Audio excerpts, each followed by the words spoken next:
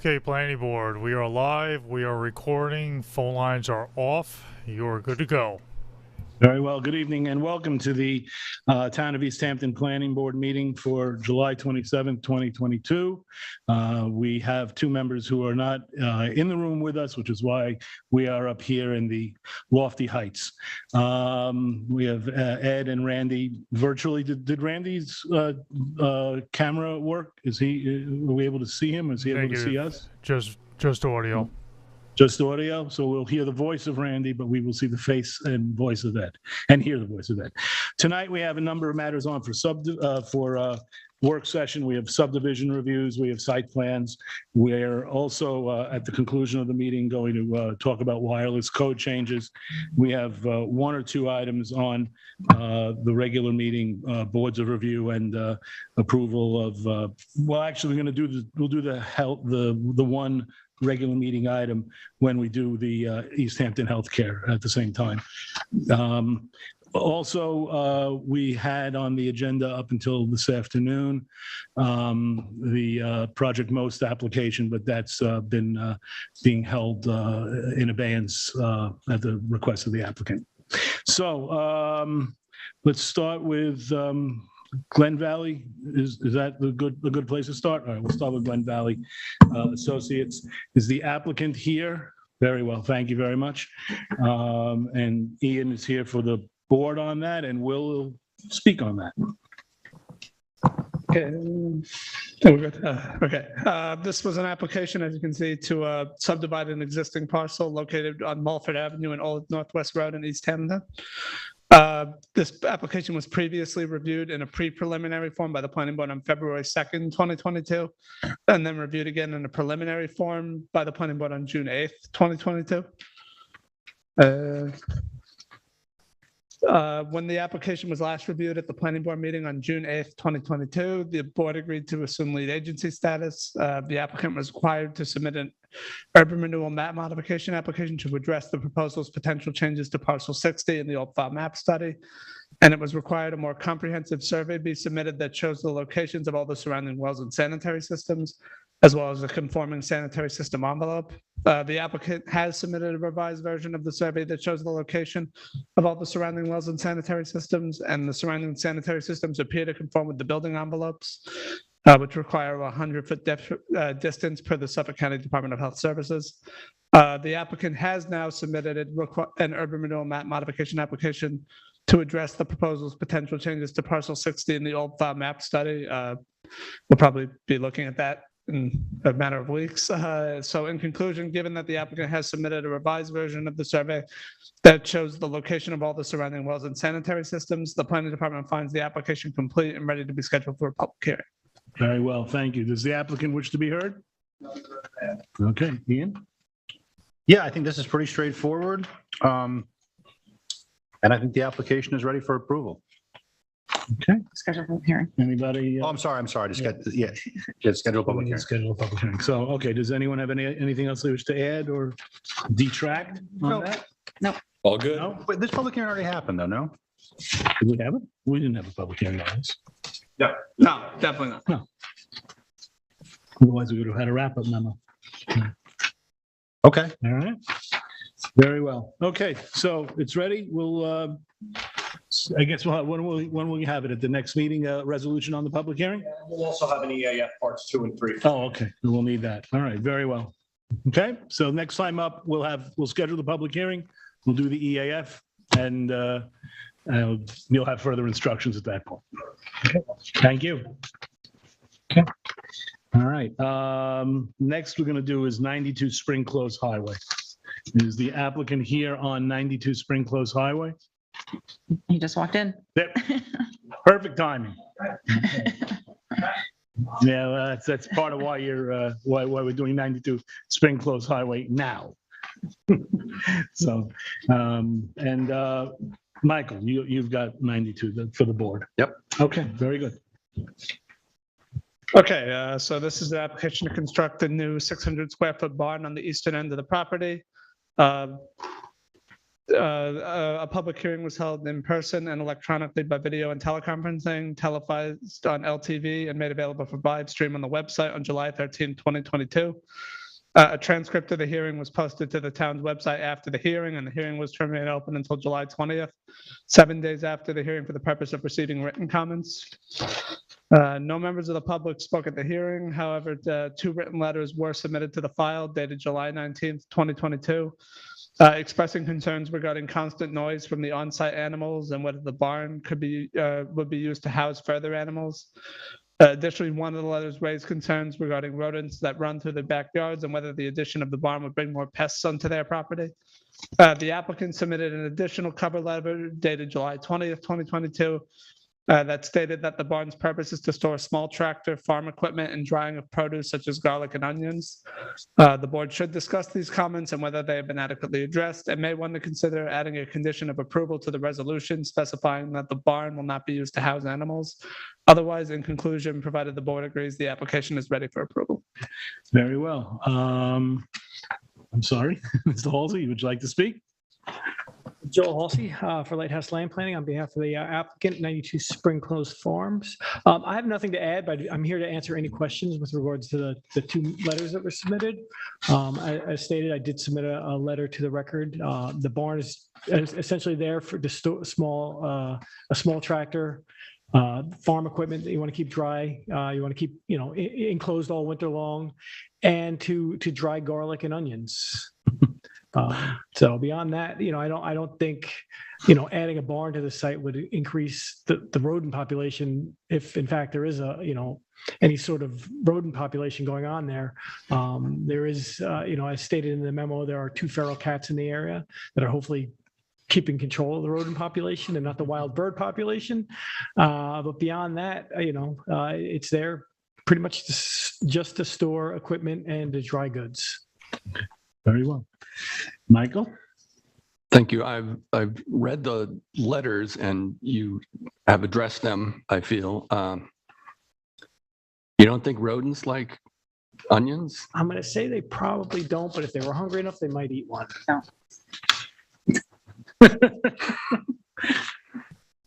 Okay. Boy. All right. No, I've just It sounds authoritative to me.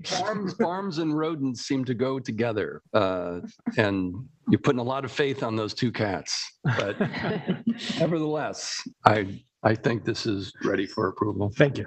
Okay. All right. Do we? I'm just looking for the notes on this one.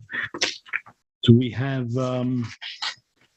We don't have public hearing or any issues with that, with regard to that? That was a wrap-up memo. Okay, we did. Thank you. You're right. My bad. Okay, very well. Anybody else have anything on this? No. Okay. In that case, thank you very much. Okay.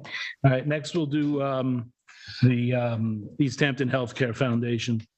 And Marco will have that. Ed, Yep. you're on that one? Oh, yeah. Yes. Okay. And Ms. McGivern, you're on that, right? Okay. No problem.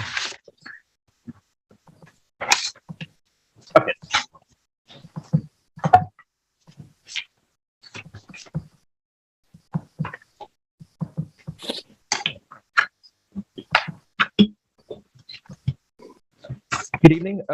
This is a minor site plan application that is to construct a 34-inch tall wooden split rail fence and install new additional lighting structures on a lot that contains a medical arts building, which is a type of semi-public facility. This parcel is north of Montauk Highway on Panico Place. It's actually right across from the planning department. It's zone CI as well. The applicant has submitted a revised site plan that illustrates the location of the proposed fence and as well as the locations of the proposed lighting. Those new fixtures appear to meet the town's lighting requirements and the planning board's guidelines for exterior lighting. Fire marshal comments from July 1st, 2022 state the information is sufficient for the purposes of fire prevention. So therefore, in conclusion, if the planning board agrees, the application is complete and ready to schedule a public hearing. Very well, thank you. Ms. McGivern, do you have anything you would like to add? Okay, in that case, Ed? Yeah, so we've spent some time talking about this. It's pretty straightforward. As you will remember, this application was really born mainly out of kind of a disagreement about some rogue parking that was happening behind the businesses on Panago Road. As I've said before, it's really too bad some kind of neighborly agreement couldn't be reached to really ease the parking situation for those businesses. But I understand for all the various reasons that couldn't happen. That couldn't happen. So I think we're ready to go on this one. I think it's time to move on. Is scheduling a public hearing is the question.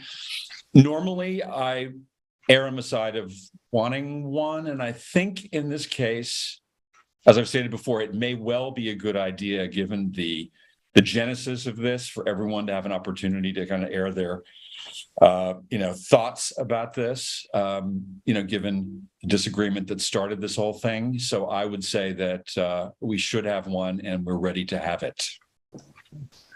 Anyone have anything they wish to add on this? Anyone? Yeah, I would disagree about the need for a public hearing. I think that I'm not sure what could be said that would make me not allow them to have a fence on their property in this location. So I'd be in favor of waiving the public hearing. Okay. I actually support the public hearing because as Ed said, the genesis of this, there were accusations that were made back and forth about the use of the property and the installation of the fence and the use of the fence. And I think that when that kind of thing happens, even though, as often happens at public hearings, we schedule it, nobody shows up, and we move on. And then What's the accusation? there was. I'm trying to recall from the last meeting. There was. So in one of the corners, it's on the bottom right, I would say, of the site, and there's some parking that has been over that area of the parcel. That parking has, according to the applicant, has been used for the neighboring businesses to the south of it. So they would like to erect the fence to. It was a little bit more than that, though. If I Something about whose property it is, but that's clearly illustrated by the survey. I don't think This there's anything surveyor depicts the property lines, and so if I just don't know if the public is going to overrule a licensed surveyor on that. no. No, but Anyway, I just it's good for the record to have the hearing. I agree with Sam. Thank you, Randy. Ms. McGivern, if you. The applicant supports having a public hearing. Oh, okay, very well. There you go. I'm In that case, you're all. especially outvoted. One of the reasons is we have pending code violations because of parking by customers of Carissa's Bakery in the right of way. We did put in a temporary fence, which was ripped out. So we've got pending code enforcement violations that they've said they will remove once, assuming you approve the application. So for the completeness of the record, I We suppose support that's having a public hearing. very well. Thank you. Okay. Anybody else? That's I vote for a public Well, record. let's let I mean, I Ed think- make the motion, because it's the How about only, that? actually, it's the only matter that we have on in the regular meeting, other than two boards of review. So Ed, if you want to make the motion, do you have the? I do, yes, I do. Go ahead. In matter of the application of East Hampton Healthcare Foundation site plan, Suffolk County Tax Map 300-188-1-8.3, scheduled public hearing. Public hearing is hereby scheduled to be held at Town Hall, 159 Panago Road, East Hampton, on Wednesday, August 24th, 2022 at 7 p.m. or as soon thereafter as this matter may be heard. To consider this application, I have read the resolution and call for its adoption. Is there a second? Second. All those in favor? Aye. Unanimous? Well, yeah, if everybody wants to. Now it's unanimous. Okay. 7-0. Thanks very much. Thank you. Can I ask that we jump out of order again a Yeah, little bit? there's and a put lot of 350 audibles tonight. Yeah, put do you got? 351 Panago on next, because that's a real quick one, and then we'll have National Grid and Yeah. Oceanside, which are the two bigger ones. Okay, that's fine. I appreciate that bit of guidance. So, well, let me ask you a question. The National Grid, isn't that a, oh, no, that's not a, the name threw me. Okay, go ahead. 351 Panago ATM replacement. Is the applicant here on that? Okay, welcome. Okay, and just so that we're, Michael, I think you've Yep, got that's me. this Yep. one. Very good. Okay. Go ahead. So an application has been submitted for a minor site plan to replace the existing People's United Bank ATM on the subject property with a new M&T Bank ATM. M&T Bank acquired People's United Bank and is in the process of currently replacing all existing People's ATMs with M&T ATMs. The current application will only remove the interior ATM on site from the existing wooden structure to be replaced with a new interior ATM. It is a custom design replacement intended to keep the character of the existing and historic area. The existing enclosure and shed that houses the ATM unit will remain as it currently exists, with any work required to the existing wood structure to accommodate the replacement unit to be finished to match the existing shed. The applicant is also requesting the public hearing be waived, given that the application is a minor site plan and is an in-kind replacement that will not change any traffic, site, or characteristics of the property. The property is in a Zone A residence area, but because it is located in the limited business overlay district, it is allowed to operate as a bank, which permits the introduction and continuance of a limited class of low-intensity business uses on certain residentially zoned properties on Montauk Highway, as outlined in Chapter 255 of the Town Code. Elements that are usually be required on a site plan application, such as coverage calculations, lot area and floor area of existing and proposed buildings, dimensions of property line setbacks, and dimensions between each building, and existing and proposed sanitary systems are absent on the submitted application. However, given that the application's proposed change is a very minor addition, the planning board has the option to waive these site plan elements if they choose to, and should decide if they will. One more thing worthy of noting, I guess, is that there was a previous site plan approval that dealt with the installation of the original teller machine dated November 8th, 1989. Nothing in the resolution and conditions of approval of that original application contradicts this application. The planning board has the option to waive the public hearing given the application status as a minor site plan. So in conclusion, elements that are usually required on a site plan application are absent on the submittal. But if the planning board chooses to waive those, given its status as a minor site plan, the application is otherwise complete. The board has the option to waive the public hearing if they so choose. Very well. Thank you very much. Does the applicant wish to be heard?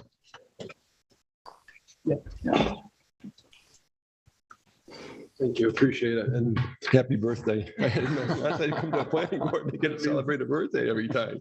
My name is Mike Hyman, Senior Regional Construction Manager for M&T Bank. Address is 180 South Clinton Avenue, Rochester, New York. And the only thing that I would add, other than all the information that was talked about, one of the reasons we're changing the ATM is because as of Labor Day, this ATM will no longer be serviceable. Their system is not compatible with our system, which means this ATM would go dark after Labor Day. Labor Day is when we're converting all of the People's United Banks to M&T Bank's system. So that would be the only thing that I think I could add at this point, unless you folks have any questions. So this will be an M&T Bank as of Labor Day? Or over the weekend, all systems are converted, all signage, everything that goes with that will be converted. Okay. All right. Okay. Michael, this is yours.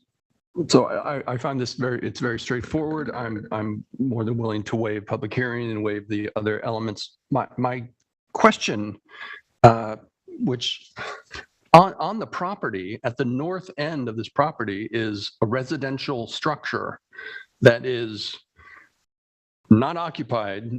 There are foot-tall weeds growing out of the rain gutter. I'm just curious about what is going to happen to that structure on the right hand. We have it on subdivision.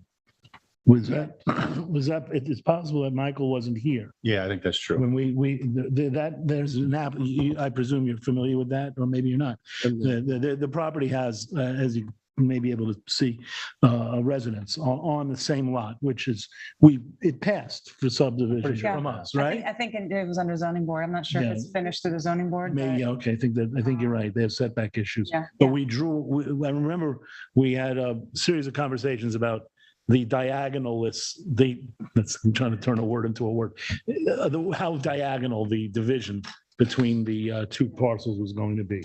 Okay. But that's already, it's come through us, correct? They're breaking it off. As you speak. I got to rewatch some old videos. Yeah, nothing like us on repeats. I have no further questions. Like, if you find that video, let me know so I can watch it too. So It's either us or Green Acres. So. Do we know if that final approval has been, because the survey really should show that subdivision. You're right about that. I can speak to that. Just really quickly. Go right ahead. Just to let you know, I did handle the application for that sub waiver. That application is still pending before the planning board. So the planning board ZBA. and the ZBA as well. Okay. So the planning board reviewed it. They needed certain variances. So the zoning board, I think, recently had a hearing on it, and we are waiting for their decision. Once they have the determination, they'll come back before the planning board. Oh, okay. So you may be back at a later date, and we'll see who has a birthday then. You're welcome. You're welcome to join us here. Do we have any? Do we need to make a motion on waiving the public hearing, or? Yeah, I'd make one for the record. Okay. I'm not sure if it's necessarily. So, Michael, if you want, does anyone else, before we do that, does anyone else have anything they want to add on this particular site plan? I would second Michael's comment that this entire property is still owned by I guess it's owned by the old bank, and the applicant is the new bank, who maybe doesn't own the property yet, but as long as there's no subdivision off of the residence, I mean, I think it's a legitimate question to ask if they, if there's some care being given to that structure as long as it's in the ownership of the bank. So what are you suggesting, Randy? Well, I guess just that maybe Michael's question be taken back by the applicant's agent to the owners to say, is somebody making sure that is somebody taking care of the building? So it's not That's a valid question, but that doesn't get in the way of what we're trying to do tonight, does it? No. Okay. All right, so it'd be a good idea for us to find out between now and the next time. That may even be a ZBA question as well. So, all right, that's a good point. All right, but for now, do we wish to waive the elements of site plan application that would normally be required? Yes. All around? Yes. Everyone? Yes. Yeah. Okay, all right. And do we wish to waive the public hearing? Yes. Yes. Yeah. Is the application complete? Yes. Yes. Yes. There you go. 3 for 3. Thank you. Okay, Appreciate Thank it. you very much. All right, that leaves us with the National Grid application and the Oceanside Beach Resort application. And so, Marco, why don't we do the National Grid first? And Ed, that's you. Okay, and are you here on that? Process of elimination. Is T-Mobile off too? All right, go ahead, Marco. Give me 1 second. I'm going to pull up plans.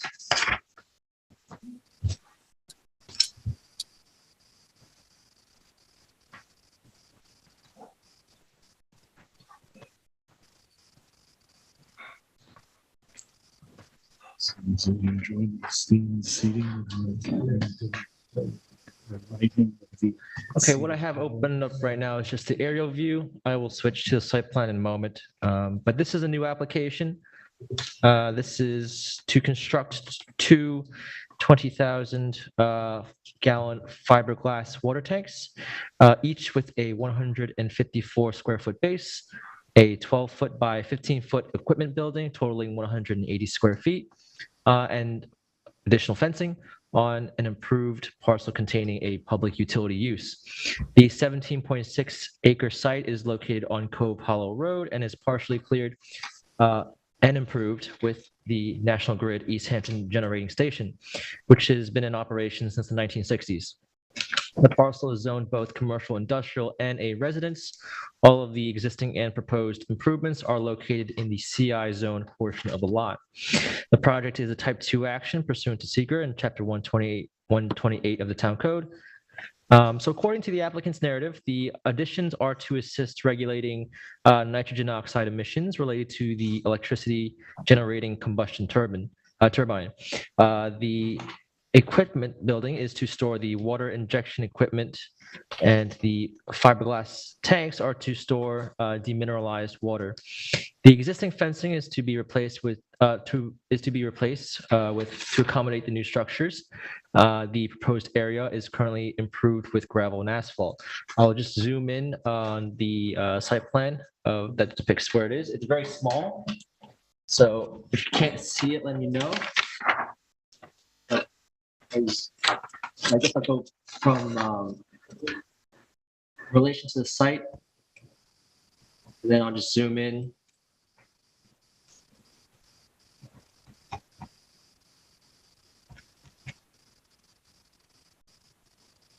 So you can see tank 1 and tank 2, and the equipment building is in the bottom right of that.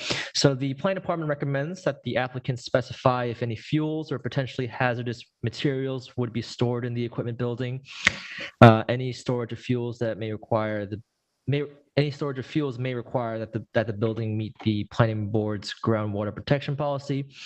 Additional information such as the source of water to be stored and how it will be utilized should also be specified by the applicant.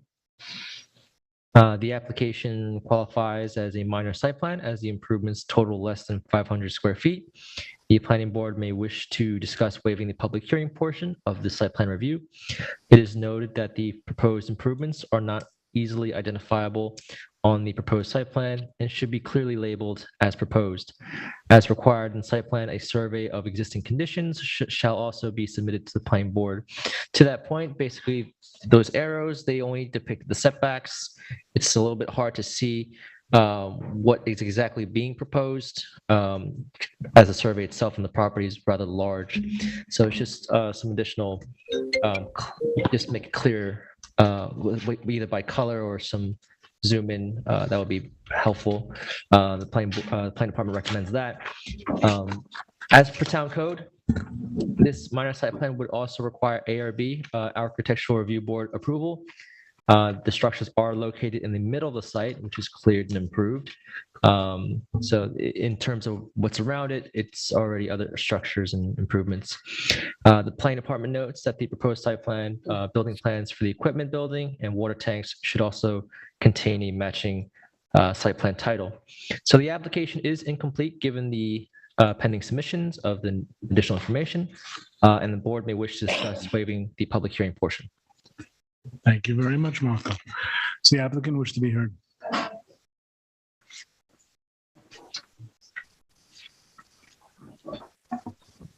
Sharon, do you have the team level resolution? Resolution, but looks like it's not on the agenda. It's the older book. Jean Galante from Land Planning.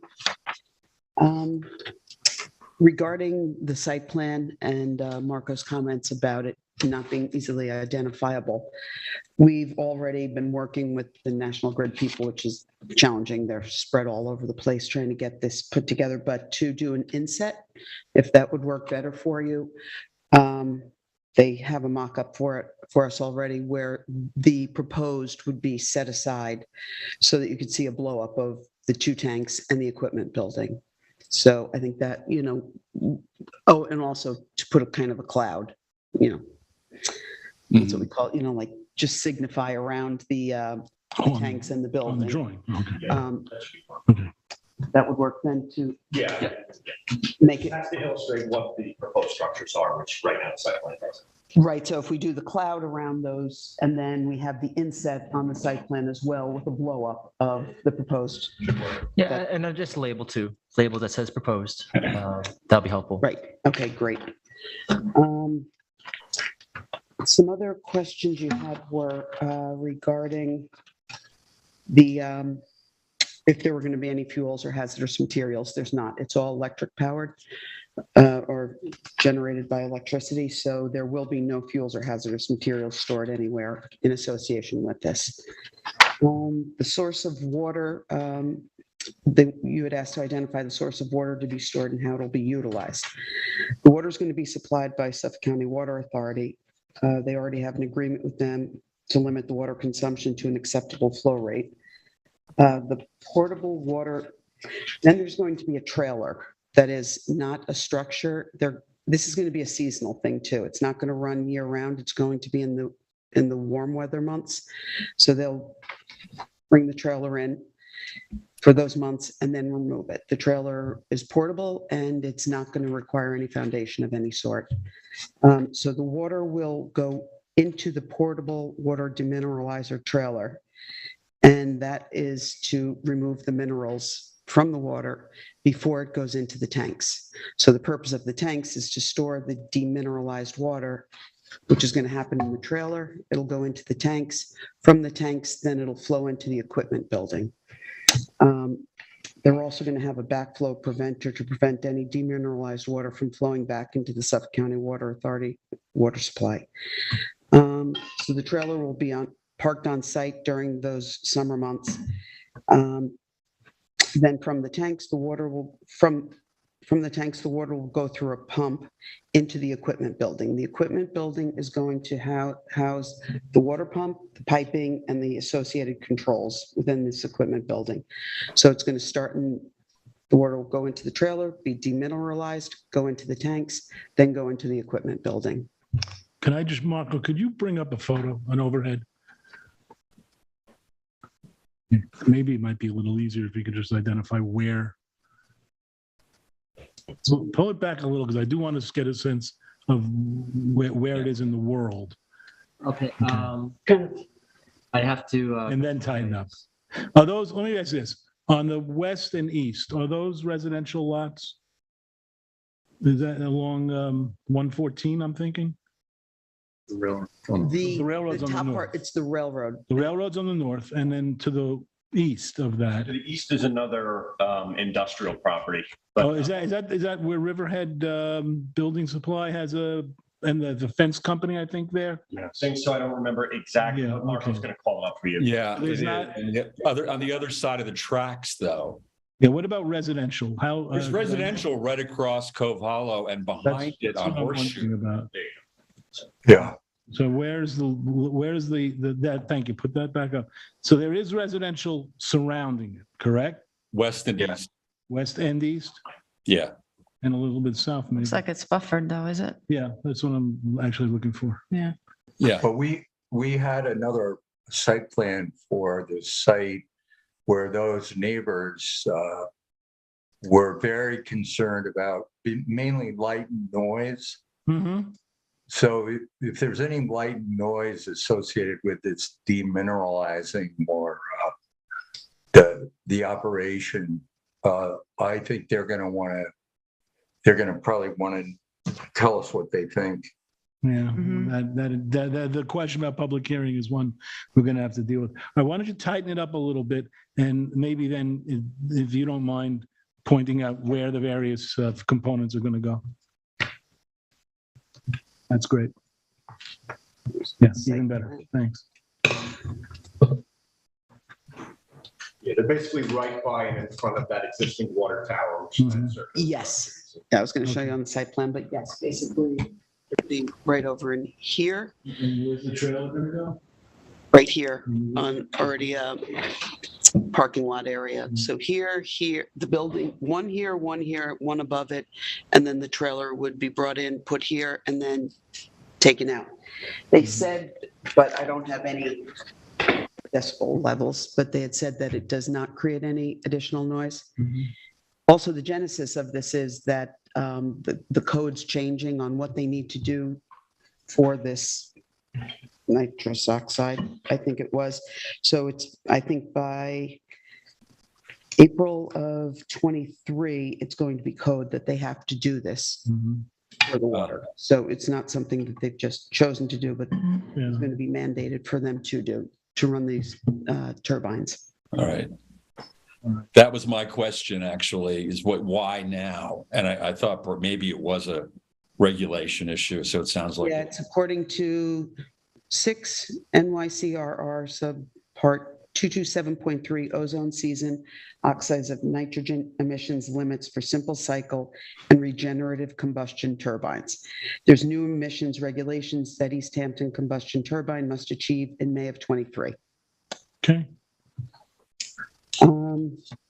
So again, the building will be to store the water injection equipment. The water will flow from the tanks to the pump in that building. So it'll start in the trailer, go into the tanks, go into the building, and then into the turbine.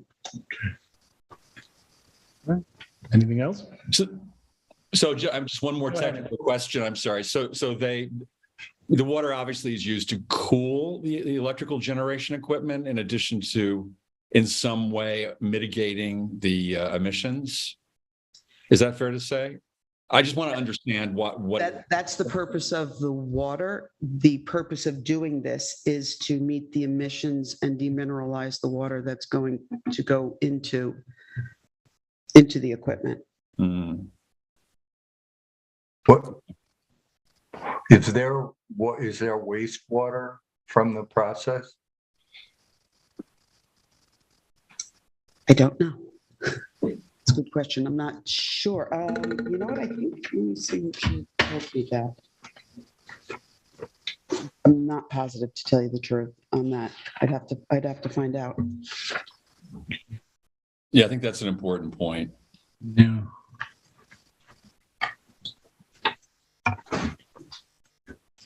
You know, these are two tanks that are basically the size of an average swimming pool, right? Which is about 20,000 gallons, right? You know, we require dry wells, right, for those. God. So it would seem to me that there's got to be some provision for the same for this. You know, I don't know that to be fact, but I can't imagine that it isn't. A dry well would Of some kind. Yeah. I mean, I know, I agree. Something may have to be done. It's also water recharge overlay, isn't it? Oh no, it's groundwater, special groundwater protection area. So yeah. The question should it be hauled away is we don't know what the wastewater has in it, I guess. Right. I would think that there's already a process in place if water is already going in there, but I will clarify. Yeah, I mean, it's probably standard operating procedure for these things, but yeah, they do have it. I think there's 4 sites that are local that they've already put this into, as they said that it was standard operating procedure, and these other facilities that they're using it at. So they would have the answers to those questions. The fact that it's special groundwater protection area, though, you know, we have to give it a good eye. So if you could find out about that. Yep. Okay. All right.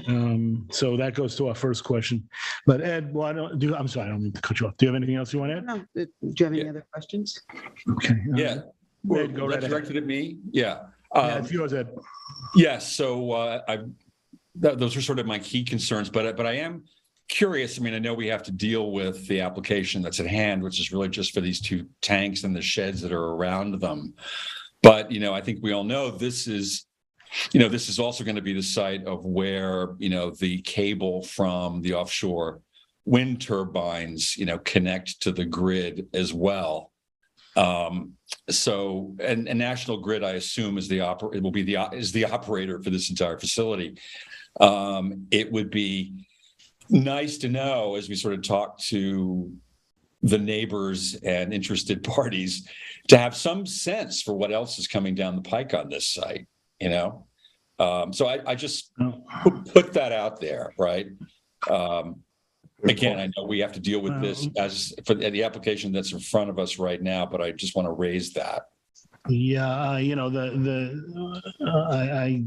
I'm a little concerned about bringing that up because though there are other regulatory bodies dealing with that whole application, and some of which the planning board may have, may be able to impact, and others that we may not. I don't know the answers because I don't know what those bodies are or if they even have any jurisdiction over this. And I hear where you're coming from, Ed. Ordinarily, we might want to look at, as we have in the past, parcels where we know something is happening, and just to at least get a sense of what the wider world is like. But I don't know that we're in a position to even do that with this one. Yeah, I think it's just worth making note of it. That's all. At this Yeah, no, it's worth mentioning. It's just, and maybe we could find, maybe the applicant could find out if there's any contingencies. But I'm thinking that, this is a discrete application separate from anything else that's coming up. If I'm wrong about that, please tell me. Anything else, Ed, on this? No. No? Okay, yeah. So you'd like the, obviously, we talked about the site plan and the survey, and we'll adjust that so that it's easily identified as to what the proposed is going to be. Yeah. What we want to do, one of the questions we have is, should the applicant clarify the use of the equipment building and water tanks? And I guess appended to that is the disposition of the water, which, maybe, like I said earlier, it may be just a standard way of dealing with it, but let's find out. And also let's, the other applicant, What was the last thing? with the disposition of the water, what you do with it. Yes, okay. And again, that's, you have a special groundwater protection area, so we need to worry about that. And should the applicant submit copies of a survey detailing existing conditions and proposed plans with corresponding site plan titles? And again, that's important here, particularly because of the neighbors, and we want to make sure that, to the extent, look, it looks like it's going to be pretty hidden away up against the railroad, but there are residences nearby, near enough that I think we should worry a little bit about that. I would just, and I don't mean that in a sarcastic way. We should worry about it. I would just make one addition. If the trailers are going to be a use on the site, I would just have that also depicted somewhere on the survey, or at least noted somewhere. If it's going to be on the site. Yeah, is there an access road that the trailers are going to be using to get into the site? It should be the road. I'm assuming. You want to pull it up a little bit? There's a road that goes into the site from the Cove Hollow Road. That's from Cove Hollow, yeah. So if there's going to be, parking of the trailer, whether it's seasonal or not, right, should be on a site plan. And also clarify maybe if there's any noise, just makes that clear. Yeah, that's a really good point. Noise or no lighting, right? No lighting. Noise, lighting, yeah. Just be clear on that. Yeah, just again, bearing in mind that their residences, you can see those red lines. Water. Tim, I have a question. Yeah, sure. Depicted the noise and the lighting. You had mentioned the use of the building, that you wanted more clarification on the use of the building. Well, let me turn that over to the planning department, see what they had. My understanding of it was that it stores equipment. So if there's, something a little more specific towards the storing of the equipment. It'll house the water pump, the piping, and the associated controls in there. Is that adequate for you? Yeah, you can put that in a narrative, in the new narrative that's revised with additional information. If you say there's pump controls in there, I would also kind of like to know how that is configured with relation to the water tanks. Are they operating the storage? I guess it's not really a storage equipment building. If they're, it's kind of operations building then at that point, I would figure, since it controls, I guess, assuming the tanks and the water flow. If the trailers are going to be hooking up somewhere with, pipes and whatnot for the water, that'll be good information. What I just kind of relayed, the process to go from the trailer to the tanks to the building, sort of a narrative that's giving greater detail as to the function and purpose of each part of the process. That'll be very good. Okay. And I would second. Oh, Randy, let me just, Okay. Michael had something, then I'll come right back to you. Go ahead, Michael. Thank you. So you said that the system would be in use during the summer, and this is because of. I'm sorry, I thought I was looking. I'm over here. You got him live and in person, right? Because we all know the increased demand of electricity in the summer. Is there like a particular date that the start date, stop date during the No, she wasn't able to give me dates. I can pin her down to go to the powers that be and also these are for I'm not completely familiar with this area, but I'm just curious about exactly what the water injection system is for. Is it because of you're using more generators, or are they run by kerosene? I know there are big kerosene tanks on that property. Do you know, like, specific? I'm just curious too about specifically what is happening. It's the turbines, because that's the purpose of the site there, are these combustion turbines. What do they call them? Combustion turbines, electricity generating combustion turbines. But if it's only in the summer, it's because you're using more electricity and you're using another source of power to turn the turbines. It says, according to the applicant's narrative, the additions are to assist regulating nitrous oxide emissions related to the electricity generating combustion turbines. So, I think the applicant can clarify, how that process actually works. That would be helpful. How it actually regulates the emissions. The emissions, okay. Yeah. You can see, Michael, smoke from the diesel generators that are used. There are two kerosene, large 10, 12 foot tall kerosene tanks on that property. So I'm just curious exactly what it's kerosene. It's kerosene. Yeah.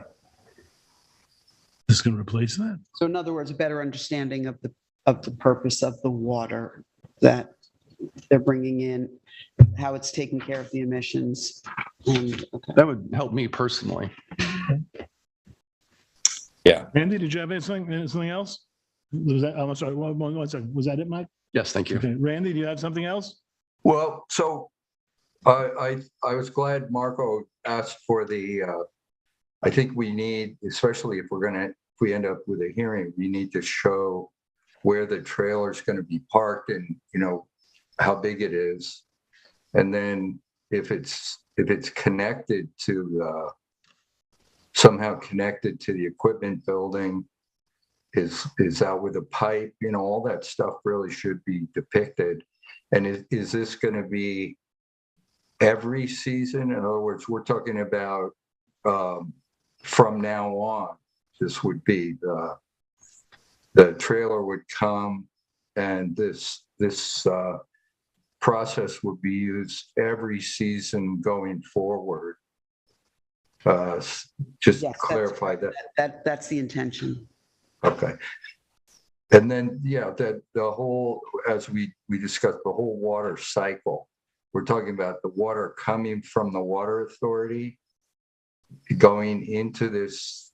Is this like a tanker truck that then feeds the water into It's a trailer that they'll it's not a permanent trailer, so they're going to bring the trailer in, drop it on the site, and then they'll bring it away. So yes, the water will go from the water authority into the trailer, into the tanks. And the trailer, there will be underground piping that goes from the trailer to the tanks. The trailer purifies the water. That's what it is, right? It's creating demineralized water that goes into the tanks. Right, creates demineralized water. So something happens to the minerals. If it's demineralized, the minerals are a byproduct, and something happens to them. That's the question, I think. Yeah. How are those? I don't know if disposed of is the right word, but you know. It's a good question. Well, I like Randy's construction. What happens to it? But these are minerals that are in, tap water, right? That Yes. you're extracting. Okay. Presumably. It's the same Presumably. they're getting the same water that's coming in there that we would get turning a tap on, but because of new regulation, they're not, how they relate to emissions, they're not allowed to put it through the turbines. Okay. Ian, did you have anything on this? Lou? Nope. Sharon? Nope. Okay, so, the only other question we had was, should we waive the public hearing? I think we're a little premature on that, and. We can have that for the next time. Yeah, we can put that on for next time, because we'll have some more information. All right. So thank you do you have anything else you want to add? Nope, done. Anyone? A full page of things to Yeah, I know. talk about. Yeah, we give you a lot of homework around here. All right, thanks. Okay, thank you. All right, so Sharon, this one, the one that. It's not on the new That's an agenda. old agenda matter. Okay. I so, have the application for it, but I don't have anything else. Jody, is that, so I'm looking at the right piece of paper. The T-Mobile generator at 411 Wainscott, that's not on tonight? It is not, no. It is not, Okay. okay. Very well. Okay, and that brings us to, let me do the board of review, get those out of the way, and then we'll go into the list. We have two boards of review. The first is the request of one, C. Trellis Alarcon, I apologize, sir, for mangling your name, at 6 Eau Claire Street in Springs, lots, portions of 15 and 16 through 22, portions of Corbin Avenue right-of-way, block number 29, filed map number 455, Suffolk County Tax Map 300-60-2-5.5. The undertaking is in the sum of $20,000. I've read the board of review and moved for its adoption. Is there a second? Second. All those in favor? Aye. Okay, passed, 7-0.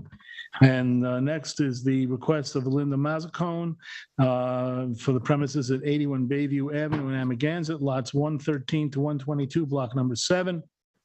File map 316, A, B, and C. Suffolk County Tax Map number 300-106-1-6 and 7.1. The amount of the undertaking in this board of review is $20,000. I've read the board of review and move for its adoption. Is there a second? Someone? Second. Thank you. All those in favor? Aye. Sam, question that we had a discussion on Bayview about modifying the urban renewal map up at the beach. So this is not related. I don't know if this is one of the same 46 Bayview Avenues in East Hampton Town. Oh, Bayview is always a dicey name. I can tell you it's, well, I don't know if you have a tax map handy, but it's in Amagansett. Is that the Bayview Avenue that we were concerned about? Yeah, it was over by Mulford, right? yeah.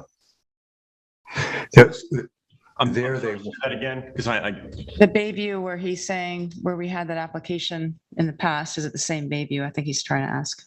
believe it is Yeah. on that one. It's an unrelated matter, but yes, same URL. Okay. Same. So it doesn't have to do with that Rick Whalen had come in with an abandonment. No, it's not the same application, is it? No. This is further up Bayview, meaning not, further away from the water. Further away It's from the right when you water. turn on Bayview. Those parcels that we were talking about and that other one were right on the water. Okay. Randy, just so that you know, the work to be done on this is prepare a stabilized soil base at the most northerly edge of the existing asphalt pavement and continuing north for a distance of 301 linear feet by 20 feet wide as directed into the satisfaction of the town engineer, and perform an asphalt base course paving work along Bayview Avenue, starting at the most northerly edge of the existing pavement and continuing north for a distance of 301 linear feet. Now, I don't have a map in front of me, but that'll tell you that where the pavement ends, it'll go for another 300 feet. I don't know if that gets us up to where that application that you're talking about is. Not quite. Yeah, you're familiar with it? Yeah. Okay, so it's not the same. No, it's an unrelated matter to that UR map modification. Good enough, Randy? Yes, Okay, thank you. thank you. All right, so passed 7-0. All right, so we have 2 items left. One is the Oceanside Beach Resort renovation, and then the other is the, it's not an application, it's the presentation on the wireless modifications to the town code. This is Gardner's Marina. What is Hmm? Gardner's Marina? Nothing? Yeah, I don't know what, I don't know why that was. why is Gordon? That, we didn't cover that at all. Sorry, Randy, you don't have Gardner's Marina. No, I got a note from the administrative assistant that Shagwan Marina was going to be assigned to me, but that's all I know about marinas. Yeah, those are 2 that we have coming up. You'll see them in the next few meetings. Okay. Okay. Aglong and Gardner's Marina, 2 different applications. All right, well, let's move on then to Oceanside. Randy, that one actually is yours. Yeah. And we received an email earlier this afternoon from Ms. Bistrian saying that they weren't going to be here. So we'll hear from Eric. You're going to carry the ball on this one? Yeah, I'll read it. Just Okay. Marco's helping me, another applicant. All right, very good. So a public hearing was held in person and electronically on LTV on July 13th and was held open until July 20th. 6 members of the public spoke at the hearing. All 6 were in support. 12 letters were submitted to the file. 11 of those were in support and 1 was in opposition to the project. The submissions in support find that it would be an added convenience to the hotel to provide food service on site as opposed to walking off site into Montauk, and that an upgraded sanitary system is greatly needed.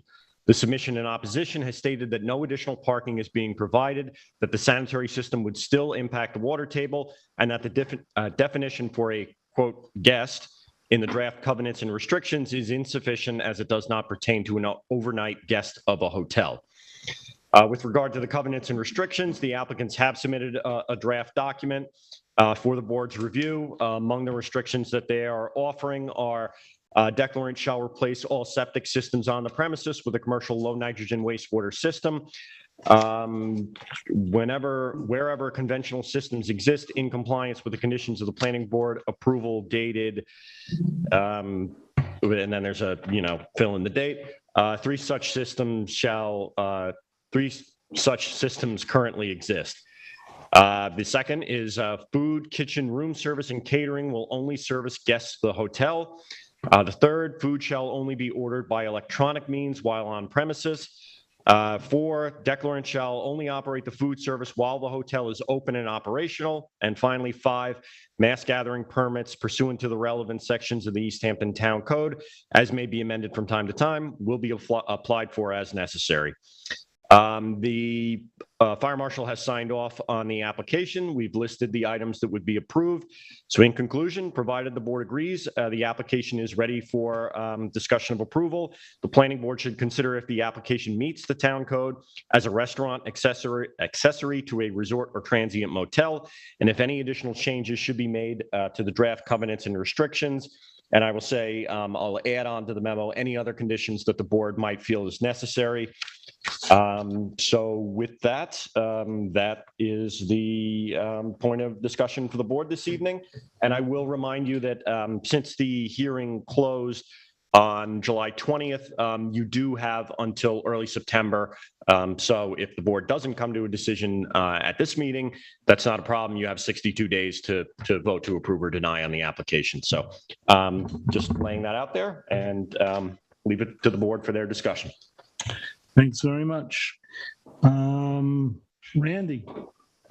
Yeah. So we've come a long way with this one, and it's close. I think maybe there's just sort of a misunderstanding here, but my understanding is that the board wants to limit, the kitchen was to provide room service for overnight guests at the hotel and to serve as a kitchen for events where there are mass gathering permits. So the only time I can see that we want to, I think saying that guests of the motel, I agree with the letter we got. It's too vague. There's a guest of the motel could mean really anybody. So I like the idea that we say, the use of the kitchen is for overnight guests of the motel only. Or, if there's a mass gathering permit, it's basically can be used to service the mass gathering.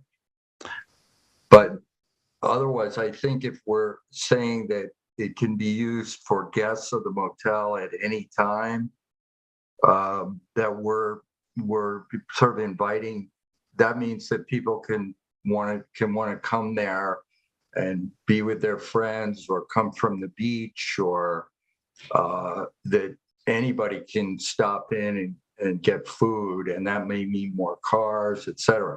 So that's my take. I'd like to hear what everybody else thinks. Go ahead, Chef. Yeah, no, I mean, I think it needs to be clarified. I think you might run into a problem if somebody is staying there and they invite their friend in town to come and hang out. Is that going to, are we going to disallow them to have a sandwich with their friends? Yeah, I don't know how you word that and keep it clear. Well, Sharon, I hear you, and it does seem kind of draconian, but if their friend is coming to the motel, how do they get there? And where do they park?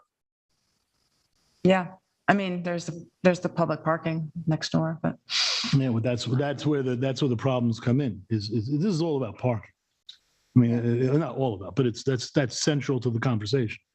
Is if they're in fact creating a situation where the limited amount of parking.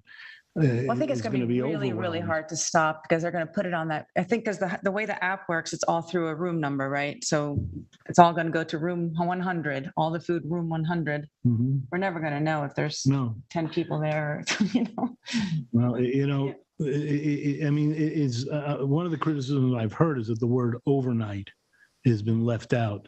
Yeah. I think we could put that in there. Yeah. Well, we'll get into this with the council. Ms. Scarlato sent us a letter on July 8th because this had been discussed between council and for the applicant and Ms. Marshall. And she says, I'll read her letter. Yeah. With respect to the appeal to the applicant that they restrict food service further to, quote, overnight guests, unquote, that request is not acceptable. Pursuant to well-settled New York law, the authority of the planning board pursuant to town law prohibits the imposition of regulation of the internal operations of a business as opposed to impacts generated by the use of land. And then she cites, I'm going to only read the official sites, Sunrise Check Cashing v. Town of Hempstead, 20 New York 3rd 481, 2013. Old Country Burgers Inc. v. Town Board of Town of Oyster Bay, 160 AD 2nd 805, 2nd Department, 1990, state, and this is in parentheses, stating that conditions imposed in connection with a permit, quote, must relate directly to the proposed use of the property and not to the manner of the operation of the particular enterprise conducted on the premises. And then she has two additional citations. See also Sunrise Check Cashing and Payroll Services, Inc. v. Town of Hempstead, 20 New York 3rd 481, 2013. And Edson v. Southold, Town Zoning Board of Appeals, 102 AD 3rd 687, 2nd Department, 2013. I'm going to ask Nancy Marshall, could you tell us about these cases and their applicability? Yes, I reviewed them. Just give you a brief synopsis of what's going on in the matter of the Old Country Burgers versus the Town of Oyster Bay. Briefly, the court held that it would not allow the use of a drive-through window to be prohibited during meal times. That was their holding. And Ms. Scarletta she's definitely correct when she says you can't control the operations. You can't say, I think red meat's terrible. I can only serve, vegan meals at this place. You can't do that. But I find that use in this sense is, I believe this case isn't on hand or the other ones. Do you want me to sum up the other ones first? If Or? you want, just, what I would like is some guidance, because counsel, Ms. Carlotto has provided guidance. So I'd like to have Okay, your right. take So on it. that was that ruling for that one. The Sunrise check cashing versus the town of Hempstead. And that one, the court struck down a zoning ordinance which allowed check cashing businesses only in Hempstead has a Y industrial zone and a light manufacturing zone. That's two of their zones. And they only allowed check cashing then in those two zones. The court said that would not be allowed. And then the third one that Ms. Carlotto mentioned was Edison versus Southold Town ZBA. This one was a little more involved. It involved a Christmas tree farm. And in that one, the court ruled that the ZBA could not limit the storage in the farm's building, which was approved, to only farm stand inventory produced on the farm. They also had to allow accessory items not produced on the farm to be stored there. And they also could not limit it to, only the 2 weeks of Christmas time. They couldn't limit it to a certain time or a certain season. So that's the ruling on those, but I just don't find these court rulings to be particularly on point with what the instant application or in any way controlling. This is such a unique situation with this applicant. Just look at my notes. So she cited Sunrise check cashing twice in the letter, I guess. So, okay. Yeah, and they do drive home the point that you can't control the daily operations, such as, again, what they're serving, how many waitresses are going to, that kind of thing. But you are, in effect, looking at the use for this one because it's an accessory to this hotel. You don't want the use to be a full-scale restaurant because they haven't provided a parking plan, and I believe they need, 44 spaces, and they have 11? Is that what it is? So obviously you would have to, if you approve this, you would have to waive the parking requirements, or they'd have to go to the ZBA for variances. And they're applying for a restaurant, but there's no seating. And that's another thing that is a very unique situation, is that, they've eliminated the seating, correct? Yeah. I would have preferred that we called it an accessory kitchen, but I know there's disagreement on that because it's not a restaurant. And I don't know why we're calling it a restaurant. But anyway, I feel sort of double crossed here because I felt like we were moving along and the applicant's agent assured us that we were all agreeing that it was for room service. And now I feel like at the last minute that their attorney's trying to go vague again so that they can do what they've wanted all more or less all along. And Nancy, we have the ability to say no. This is I can't remember, is this a special permit? Mm-hmm. Yep. Yes. So if a lot of times I've seen these disputes, and if the board has the ability to deny the application, then we also have the ability to limit it and approve it. Mm-hmm. Overnight guest. Anyway, I agree. The whole overnight guest thing is troubling to me because if you look at the definition of a motel in the town code, it talks about rooms being, I don't know if the word is rented, but the town code specifies daily, weekly, bi-weekly, and there's no subdivision of use of the room smaller than daily. In other words, there's no, in the town of East Hampton, hourly rented motel rooms. It just doesn't happen in this town. And so the smallest unit of time that can be rented by a motel is a daily use. To my mind's eye, a daily use implies overnight. And so so I don't see the harm in specifying overnight guests, because that's what's intended. If that's the word that gives this board the comfort it needs to know that the application is not going to turn into something else.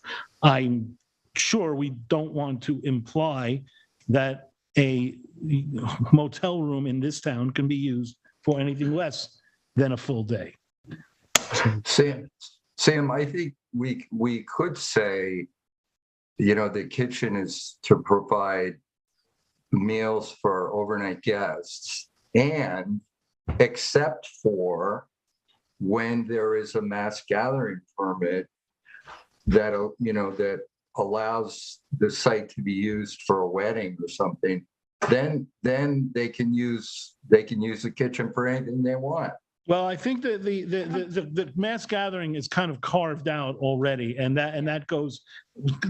That's I don't want to call it a concession, but that's something that is basically a part of the application or their intention. I mean, look, I'm addressing, or trying to address anyway, the language in the letter that says, with respect to the appeal to the applicant, that they restrict food service further to, quote, overnight guests, unquote, that request is not acceptable. And I'm trying to address that. Well, I become a no vote then. Okay. Yeah. I see Lou is at my right. No, I'm sorry that the applicant is not here, because I would like to have asked what they mean, how they define guest, and why is it so important to them not to accept overnight guests. I would like to get a better idea of what they think then, if it's not just overnight guests, what they mean by guest. What does that include? Does that mean that anybody could walk off the street and be a guest of the hotel, or do they have some other lesser defined parameter for that definition? And as far as the attorney using those court cases where she's saying we're imposing how they operate the hotel, I don't think we're doing that at all. I think what we're saying is that we are amenable to approve this accessory use only with the covenant that it is used for overnight guests. If they don't want that, we're not telling them how to run the operation or what to do with the operation and impose any restrictions. We're just asking for a covenant attached to the approval for this accessory use. So those are my comments on the application. Okay. Anyone? Go ahead.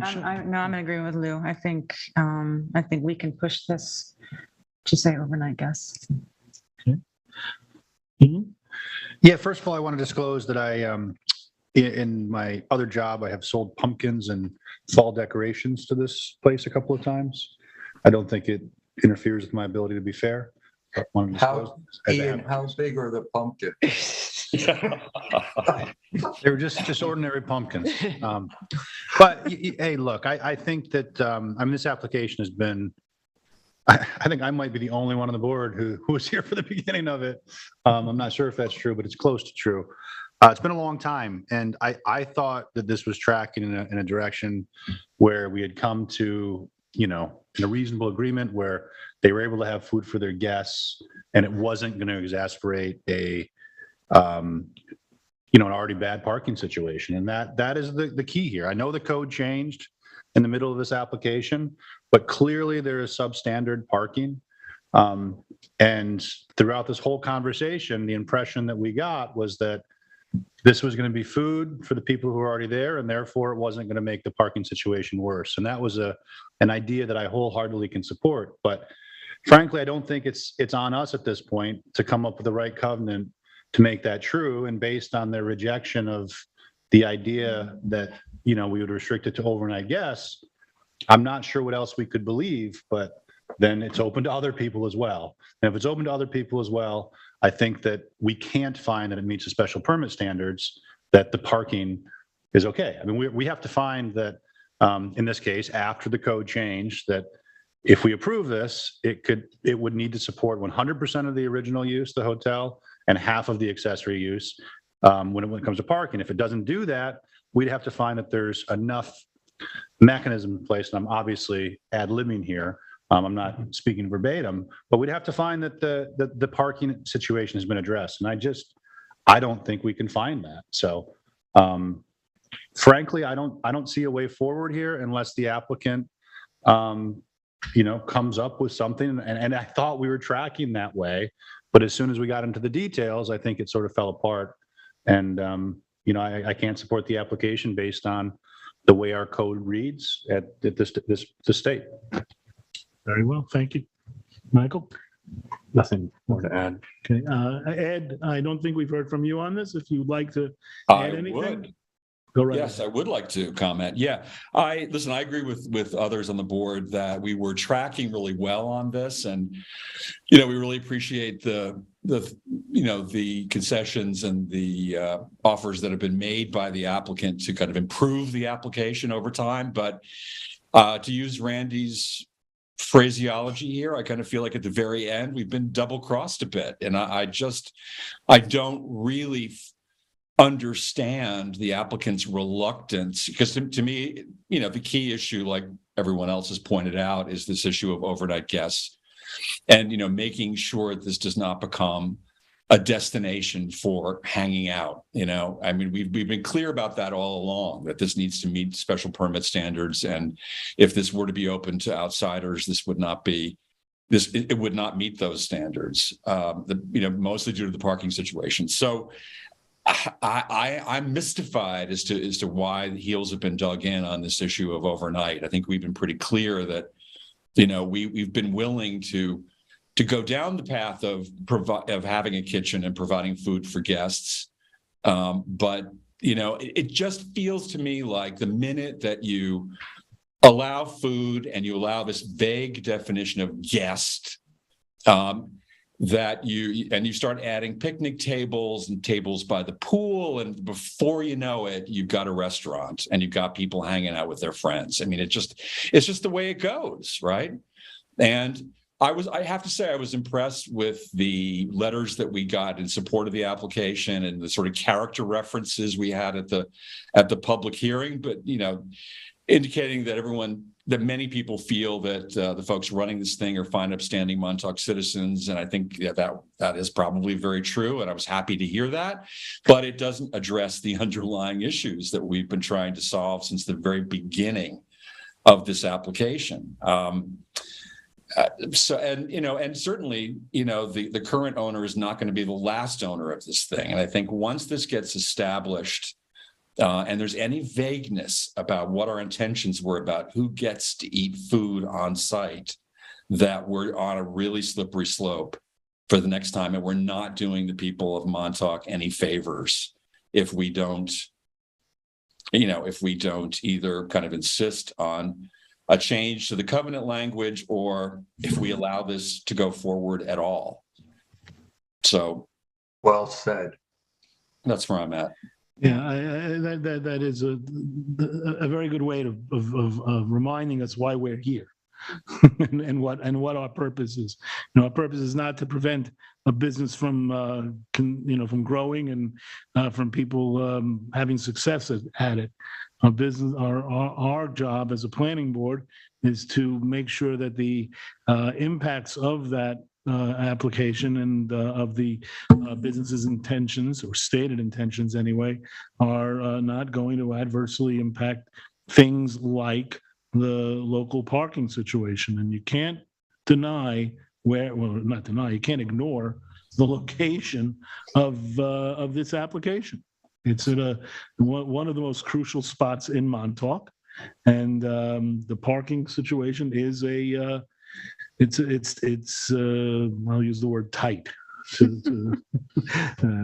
to describe it. And you know, and it is a special permit. And we have to bear those things in mind.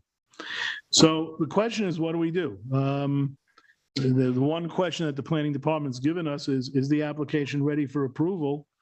And it sounds to me Well, like I'd be willing to approve it with the word overnight in that covenant and restrictions. Yeah. Yeah, I was just speaking with Nancy Yeah, about that this. would probably be the best. Yeah. Yeah, really, based on what the board has said, it seems that there's two options here. One is to approve it with any conditions that you feel are appropriate, regardless of whether or not they're being offered by the applicant, or a denial. But we can do that, though? That seems, Oh, sure. Yeah, like you do with anything, you know, you have a condition, you can't get a building permit until you submit a scenic easement. Because- This would just be the same, this approval. Obviously, I'm not telling you what to do, but if you, sounds like from what you were saying, you could make it conditioned upon receipt of a declaration that's revised to indicate, you know, exactly what you want.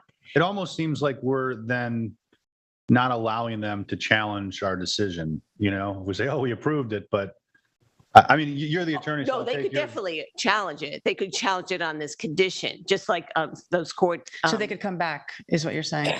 no, they could challenge it in court. If Right, we- if we Article were to- 78. If we were to pass an approval subject to Mhm. whatever language it is that we want, then that's what they've got. I got it, That's I what got they it. come out of this application process with. Yeah, but And they've either they told can us, accept it or bring an Article 78. Right, proceeding. right. I mean, so obviously, you know, if you approve it outright, fine. If you deny it, they could come back with an Article 78. If you approve it with the condition that the covenants specify overnight, they could Article 78 that. Right. Since I'm not interested in, you know, forcing an issue to an Article 78 if that can be avoided, is an adjournment an appropriate way of dealing with this? You said So we have that the 62 days. applicant can, having now heard our discussion, having now heard that I think all 7 of us want the word overnight in there at the very least.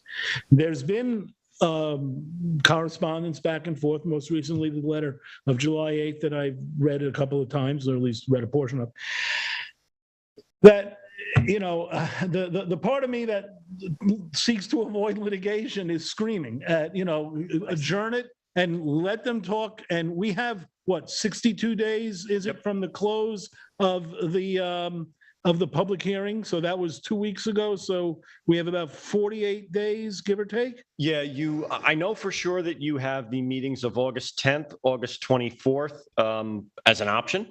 But I believe actually, we had spoke about this earlier. I think actually because the hearing was left open for 7 days, that would also give you the opportunity to have the first meeting in September to discuss it. But yeah, I mean, as you say, it wouldn't really be an adjournment, I guess the term, but we wouldn't have had a resolution ready for you anyway until the next meeting after this conversation. So it's going to be back in front of you next week, at least for a resolution. So, Well, you know, Can I ask- yeah. So go- does go somebody right reach ahead. out? Does somebody reach out to them, or are they just? they're listening? watching. we so- can, but Well, even if they're not, we can, you know, everybody's represented by counsel. Go ahead. well, maybe, Nancy, I have a question. Hold on, hey, Randy, let Lou go. okay. If we deny it based on the overnight guest issue versus denying it on the parking, not sufficient parking issue, how, and they decide to go to court on the Article 78, which one of those two would be more favorable or easier for us to defend? Would it be the parking, which is so obvious that they're insufficient?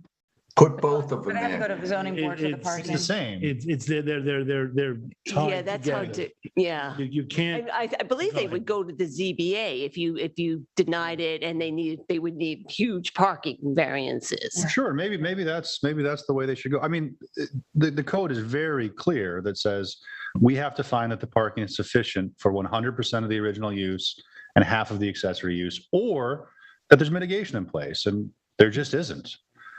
Not sufficient mitigation. Yeah. And the question is the word overnight if that. I don't think we should focus does on that- that. That was one idea of mitigation. Right, but that's what I'm getting I at. think the starting point is they don't have enough parking. Show us why you don't need more parking. And like, we're not there yet. Right, right. That was something we talked about, but I don't think we should overly focus on that because it's at its core a parking issue. Yeah, it's didn't we burden make on them to show that Yeah. this isn't going to be something that's going to be worse because what if you approve it? But I thought we had sort of just said, okay, that parking is okay. Well, If it's overnight guests. Yeah. So I'm just saying, Yeah. so we Yeah. kind of went Yes. down that road saying, we're going to accept the parking if this is only for people Yeah. who are already there. That's the mitigation. Yeah, that's the That- mitigation. Right, So that right, we're yeah. clear. Yeah. That would be a mitigation that we could rely on to waive the parking issue. But in the absence of the knowledge that it's only for overnight guests, we are confronted with the possibility that this use will be something far more than just overnight guests. And therefore, the mitigation is there is no mitigation. Yeah, basically. And we're not going to Yeah, I approve a think that's- special permit on that basis. So I have a, Noise comes down.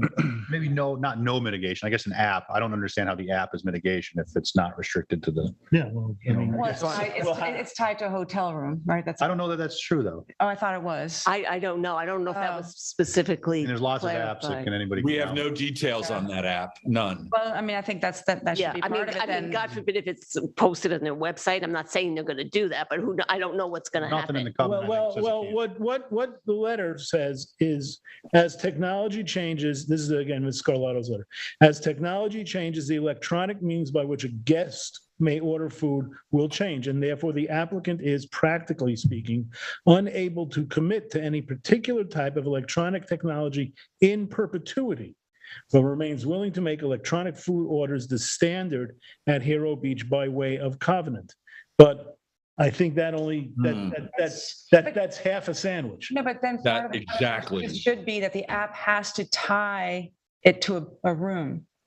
I mean, I think that could be part of, Well, also, and you see, this is, I don't want to get. Why into This might be where we get into the waters of telling them how to run their Yeah, business. because exactly. I don't want to do that. I just want to know that parking's not going to be an issue. right. So you tell Right, and them. the only way, Ian, parking's not going to be an issue is if this is not open, if we make sure that this is not going to be open to members of the public. And I think, saying things like, of course, we don't know how technology is going to evolve, but the intention behind it won't change, which is that it needs to be access to the technology, whatever it is limited to guests of the hotel. I have a comment to make. Go ahead, Michael. So let's say we put in only overnight guests. What is to stop an overnight guest to order food for 10 people?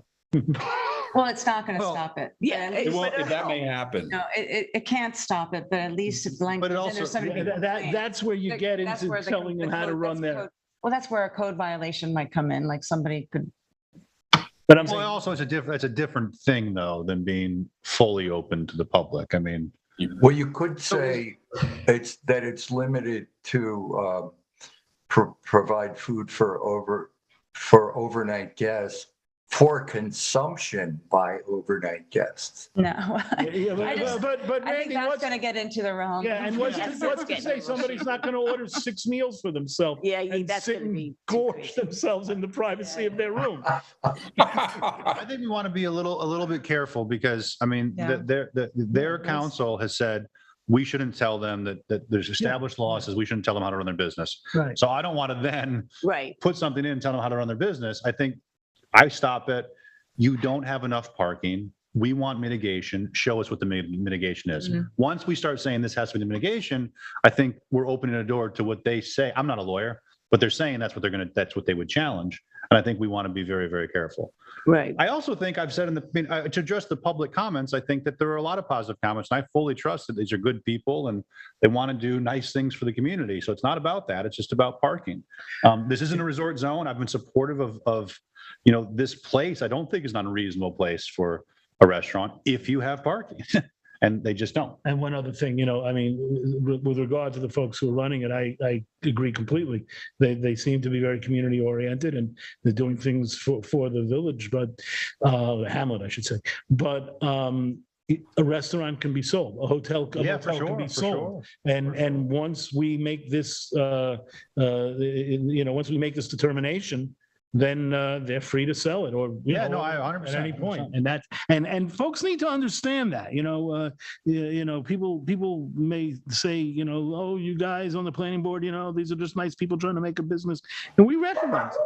We recognize that, but what we have to recognize also is that businesses get sold. Randy? Other people come in, and maybe they're not so Well, community minded. I would support Sam's approach that we wait. And if they want to come back, I mean, I would love to work it out and not have this be litigious. Right. But I don't think we should drag it on forever. No, but I think, put it back on the agenda for next meeting, or if the applicant gets back, or if they don't, I think we decide what we're going to do. Well, listen, I got to say, frankly, if the applicant has watched or will watch on tape this conversation that we've had, and insists on the position that they're taking, at least in this July 8th letter, then then the result will be what the result will be, and that's unfortunate. Because I want to be clear. We're trying to avoid an Article 78. Sure. We're trying to come up with something that the applicant can live with. And all the comments from the public and the applicant about wanting to have food for their, hotel guests. Yeah, makes sense. I buy it.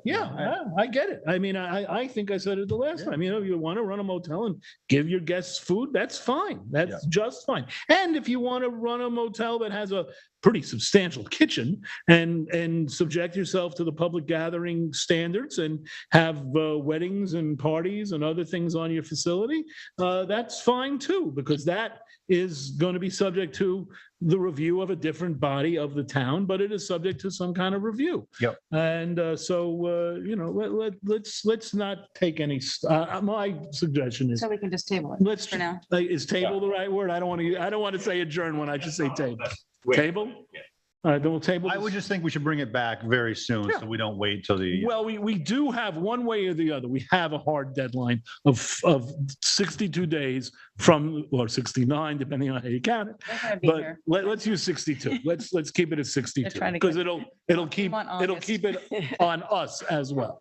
So we have 62 days. The hearing was 2 weeks ago. Yeah, you have 2 more meetings. All right, we have 2 more meetings. Sometime in the next 2 more meetings, we will either. Well, we also need to prepare a resolution if a resolution is to be prepared. So I think we should address this at the next meeting, which is 2 weeks from today. And that gives us the time to think, talk, hear from them, and form a resolution. Because if we wouldn't have a resolution ready because we clearly don't know what we think yet. Let me also suggest that maybe Nancy gives counsel for the applicant to call. Well, And sees if they want, Yeah, they're if she probably- doesn't get a call first thing tomorrow morning, or even now. So, Sam, go ahead, Randy. I just wanted to make one comment about the speakers and letter writers who are, a lot of them I knew. They're good people. They're good Montauk residents. But in a way, I think that the purpose of the hearing was misunderstood. We were not going to public hearing on whether or not Hero Beach can have a restaurant.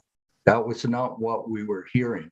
We were hearing, can they have an accessory kitchen to provide food for their overnight guests?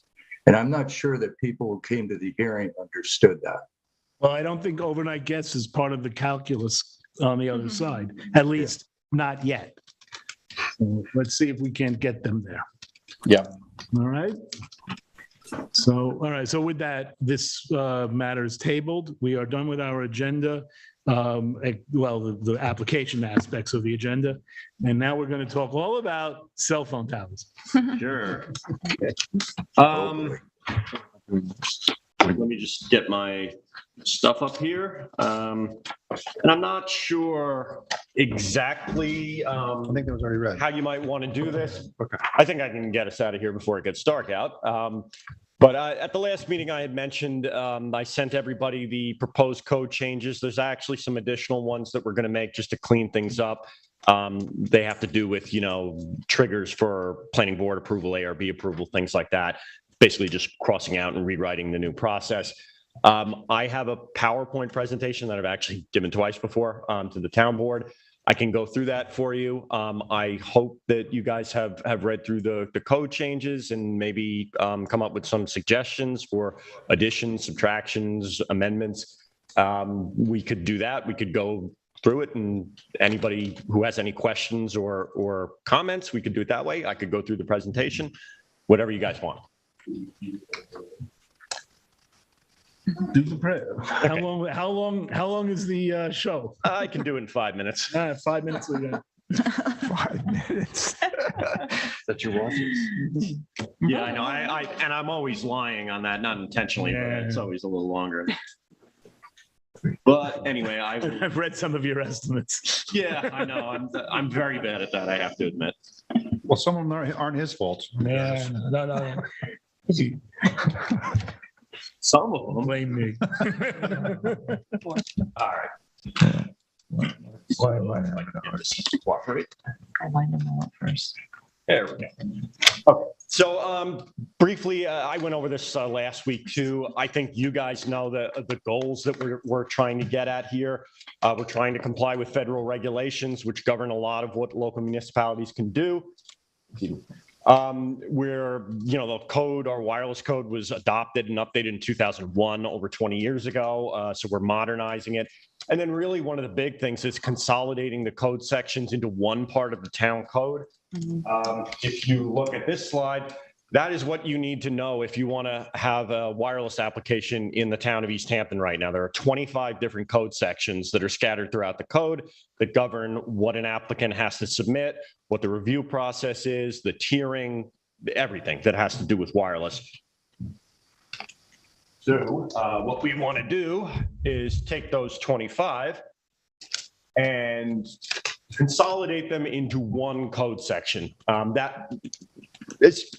They won't all be in exactly one code section because we realized as we were crafting it, the definitions, we want to keep that with the other definitions. It makes sense. It doesn't make sense to take, if you're looking for a definition of a, monopole, you go to the definition section, not this other code section. So we left those, but basically everything else will be consolidated. That includes required approvals, regulations, the siting standards, opportunity sites versus avoidance areas. All of that is consolidated.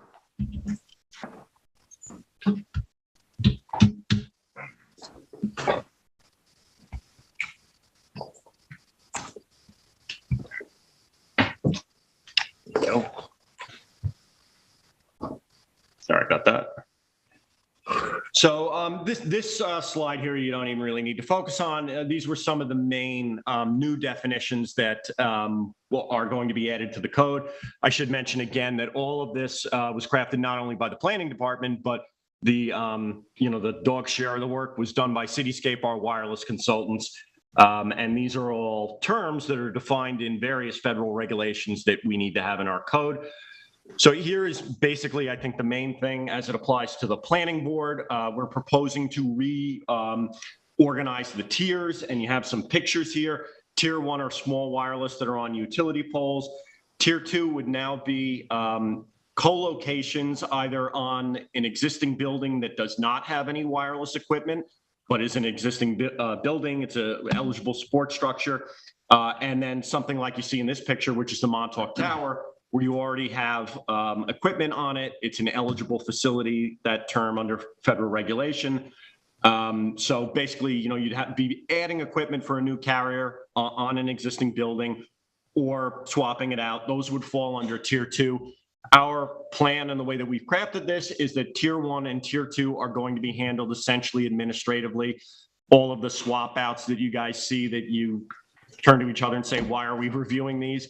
Those will be handled in-house through Cityscape, the planning department, and the building department. Tier 3 are the big applications. That will remain basically unchanged. That's new primary support structures, new towers. It also includes new utility pole mounted equipment on a private property, not in a right of way. The reason that came up is we were thinking, well, if somebody meets the definition of a small cell by putting up a utility pole that's not in a right of way, they could put it on their property, and that utility pole could be 60 feet tall. There could also be 10 of them. If we just make it a blanket approval, that might not be something that the planning board wants to see. So in the odd situation that ever happens, we included that as a tier 3. We've never had one. I don't think we're going to get one, but that was just playing it safe. So basically, I'll go through this pretty quickly, but what we did was in that new code section, there's now general requirements. So whether you're tier 1, tier 2, or tier 3, there's a list of things you need: the fees, the application, standard stuff, RF compliance. But then what they did was what Cityscape recommended we do, and we agree with, is basically for the individual tiers. So then when an applicant finds out what tier they are, then there's a list of additional information. Because obviously, if you were, you or anyone, you won't be reviewing small cell under this proposal, but anyone reviewing it, there's things that are unique to it. So obviously, if it's a utility pole in a right of way, there's different requirements, different things that you would ask of an applicant, as opposed to a new 200-foot tall tower where you'd want to see visualizations, all of that extra stuff. So this basically also partitions down the submission requirements unique to the tiers. So for tier 3, which again, under this proposal would be the only ones that you guys see as the planning board, there's some key changes. We put it in the code where the applicant will have a pre-application conference with the planning department, and most likely, most of the time, Cityscape as well. That will help us guide them as to what alternatives we normally would like to see. Eventually, what we'd like to do is come up with a list of sites that meet certain criteria throughout the town that would fill in the coverage gaps. The real reason for doing that proactively and preemptively is so that if you do get an application for a very tall tower in a location that is inappropriate, if we can find other locations within that general area that would remedy their coverage gap, but it's a better location, that could be offered to the applicants as an alternative. That's something that the board is empowered under federal law, this code, to consider. And basically, most of the time, if an applicant can demonstrate a coverage gap, you need to give them something. But you are only required to approve the least obtrusive manner of remedying that coverage gap. So that could mean a different location in the general area. That could mean a different design of a different height. You still have the authority to do that. You'll see in some of these things here that's listed, we're requiring visual assessments. One of the big things midway through here is the fall zone. As you guys know, right now, there's 2 different standards. You can't have a habitable building or area where people congregate within 2 times the height of the tower, and you can't have a property line within 1 times the height of the tower. After consultation with Cityscape, looking at other municipalities, discussing the actual need for the double fall zone requirement, we don't feel it's necessary. That's also was reviewed by the police department. So our proposal is to remove the double fall zone requirement and stick with a single fall zone requirement. We feel that that's adequate, and we're really one of the only municipalities that has that double setback requirement. So this is complicated, and there's a lot of wording here, but basically, this is the proposed new list of avoidance areas and opportunity sites. It's very similar to what's in the code right now, however, basically with clarification. And what we did was with the opportunity sites, we ranked them as to what we want to see, priority of what the town wants to see. So if you focus on the right side, the right column there, we want to see public utility poles, small cell and right of ways first. Going down the line, then you want to see them put equipment on existing buildings or eligible support structures. We want to see them on rooftops of existing buildings and concealed. And then, you go through the list, and obviously the least desirable is a new macro cell facility, a tall tower. So that will also give the applicants guidance as to basically when they come in with a new tall tower, they'll have to explain to you why they can't, that's 7th on the list of priority. They'll have to explain why they can't remedy their coverage gap by doing any of the other 6 that are preferred. So basically, again, this is just reiterating it. We're updating things to meet FCC regulations. We're consolidating things into one section of the code. The next step, and the business for you guys tonight is to basically formulate comments, consider changes that we might need to make to the proposed new code, and send those comments to the town board, because obviously this is a code change. It's something that the town board's going to need to consider. We are hoping to get a public hearing scheduled, have a draft of the code changes, and have a public hearing scheduled by the town board at some time next week. So about 2 weeks later, there would be the public hearing for this. There is a little bit of work and stuff that I need to do just to finalize this. We're going to try to get this right the first time, but as you guys probably know, with code, sometimes there's going to need to be tweaks and things like that. I fully anticipate that down the road, but we want to get this as complete as possible for the town board to consider. Hopefully have one public hearing on it. And a big part of that is your comments, because as you know, as many people who might be watching know, this is the board that handles most of the wireless applications currently, and would handle the most important ones under this proposed change. So your comments and suggestions are much needed. And with that, I will write them down.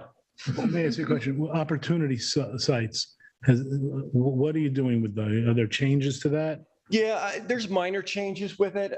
It really was actually kind of a rewording of the way that it's listed now. I'll go back to that and I'll show you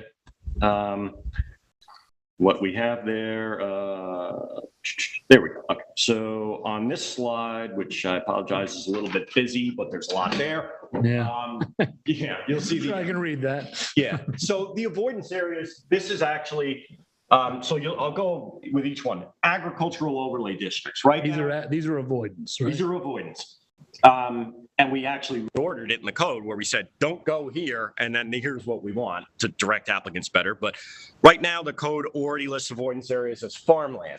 We clarified it. We said agricultural overlay districts, Suffolk County agricultural districts, active farm operations, and farmland in general. More specific, more to hang your hat on there. Again, though, the avoidance areas and opportunity sites, they're not going to be something that someone would need a variance from. They're advisory, they're guidelines for you as they are now. So, if someone was proposing a new facility in the ag overlay, doesn't necessarily mean that they would need a variance, but right away you'd say, this is not an area we wanted. Another one, flood hazard overlay and all flood prone areas. Right now, it just says, areas prone to flooding. We clarified that. There's a thing in there right now in the avoidance area that says other areas attendant to water bodies and shorelines. We included the harbor protection overlay and said anything that's attended to a shoreline or water body. Historic districts, that's listed in the code. Again, we expanded upon it, said historic districts, historic landmarks, any building or site on the National Register of Historic Places, or the New York State eligible list, national natural landmarks, and other identified historic resources. You do have one application that actually, was de facto denied. It was an even vote that is in litigation. That this clarification would further clarify that we don't want, facilities in those locations because of historic resources.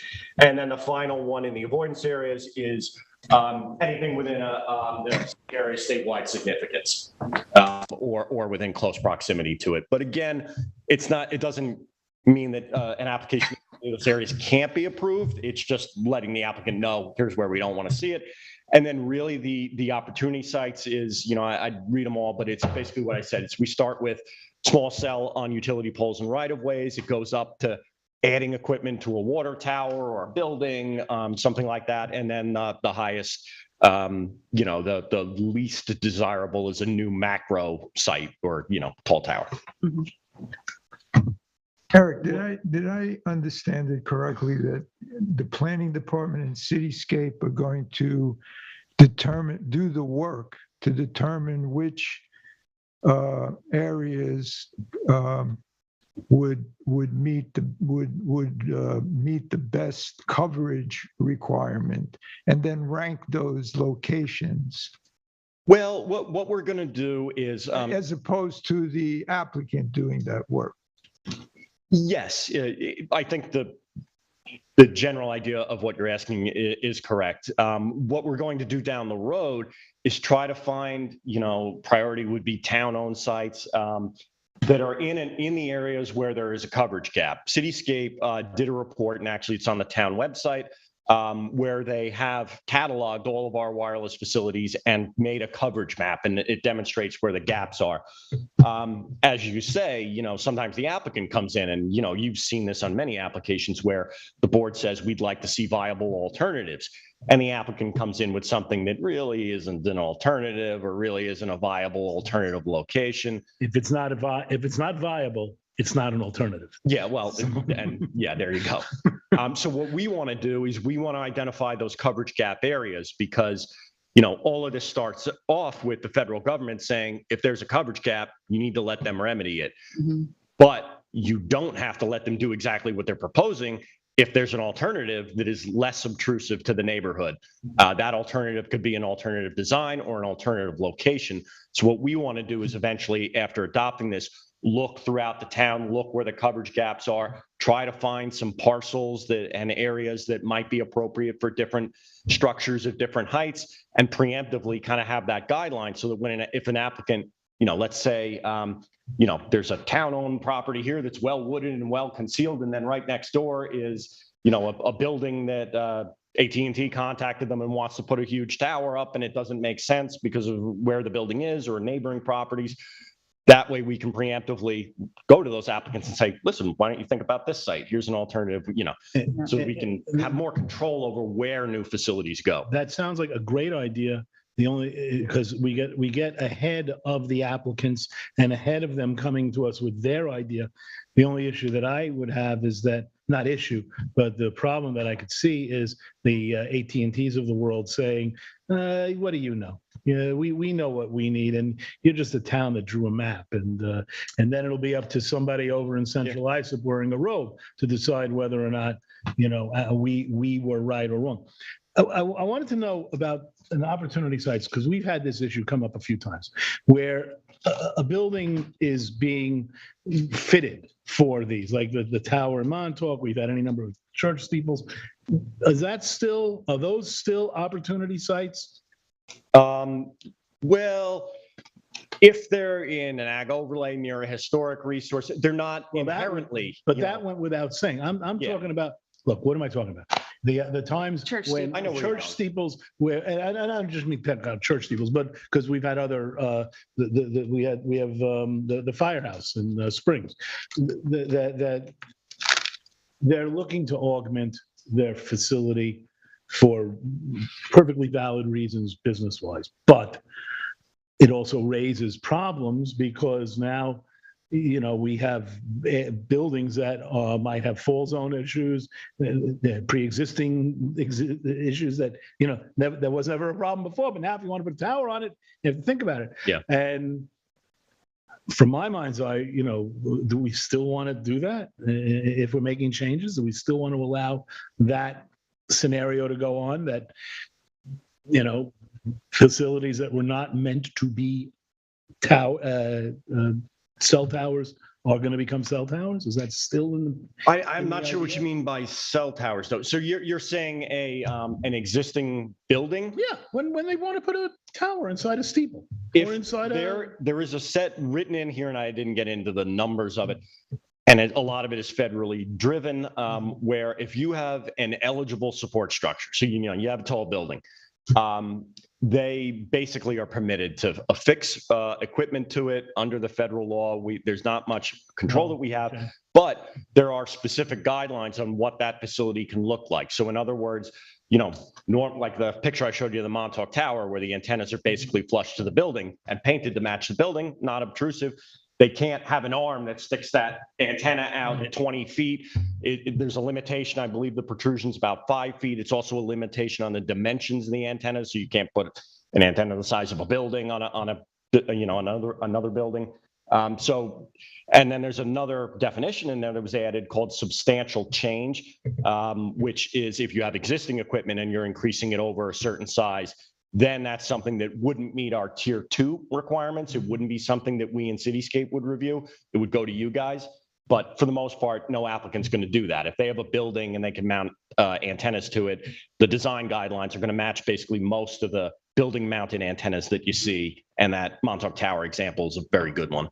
And we did allow that one in the church in Montauk. Yeah, the one in Montauk, that one. We did allow that Well, one. and I'm sorry, because that was actually the point I was going to get at when I said substantial change. So let's say hypothetically you had a church with a steeple and they wanted to put equipment on it. If the design, so like the one in Montauk where they could put it on the roof and completely concealed, if they can meet that, they'll meet the tier 2 definition. But if they want to take that building and substantially redesign it to put equipment in it, that's a substantial change. And that will not be handled administratively. It's something that would go to you guys. All right, that's precisely what I'm getting at. Yeah. All right, because, it's. Yeah, if you have an existing building, you can basically easily and, with a little visibility, attach that equipment to the building and meet certain, not 5 feet protrusion, not of this dimension, then they can do it through the basic administrative process.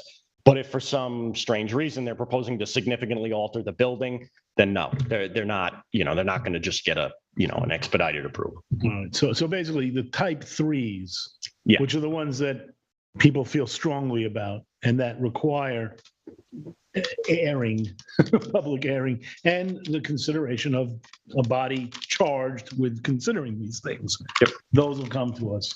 Yep. The rest of it will all.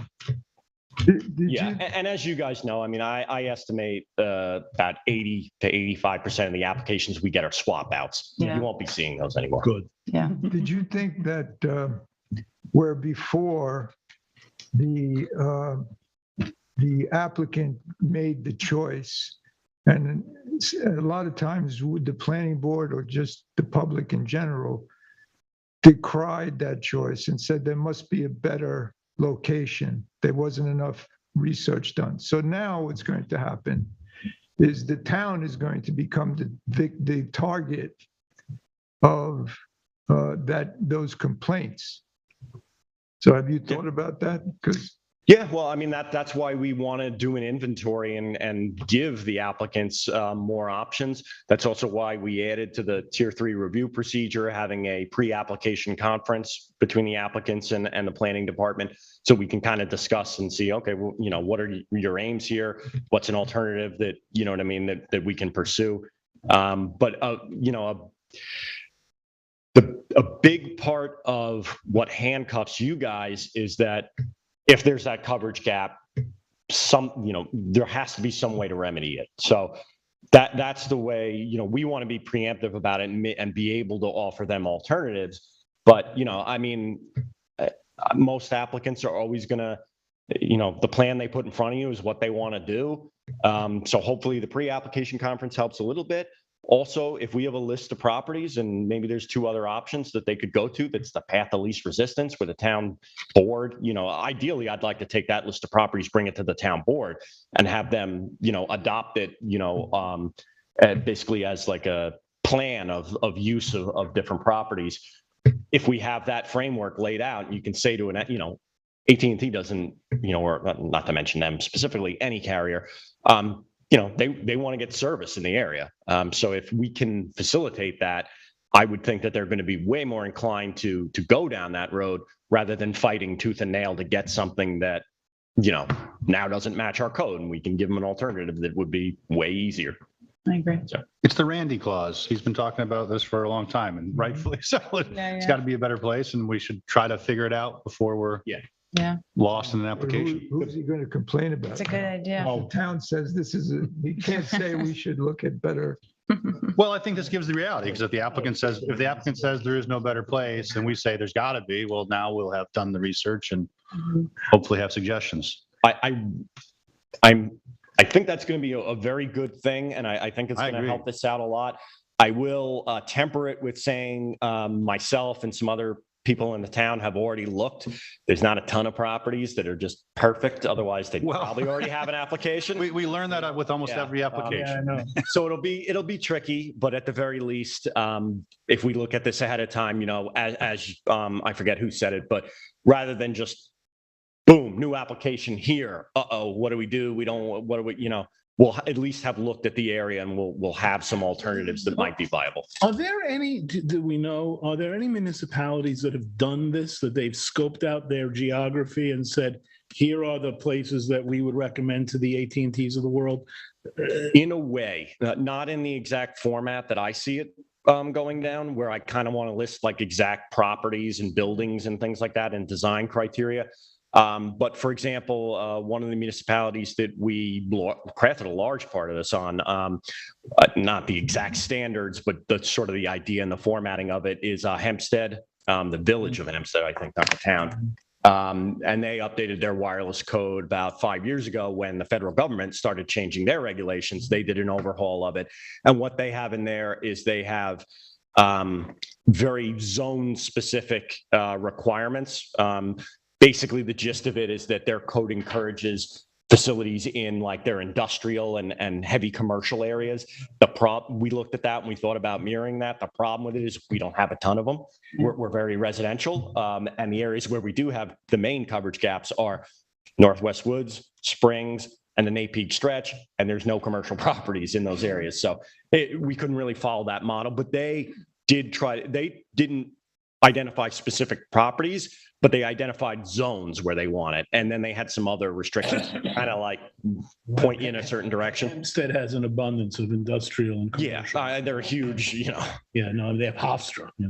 But this is I think that's in the village of Hempstead. Anyway, the point I was making is that, or would like to make, is that I see this as potentially a game changer in the world of telecommunication litigation, because if we have a reasonably created system which provides ample opportunity for the providers to put their towers up and takes into consideration in advance the coverage gap, the gap areas, that's a very different thing for a court to deal with than, talking about X application on X, at X specific site and telling the people who live nearby, too bad.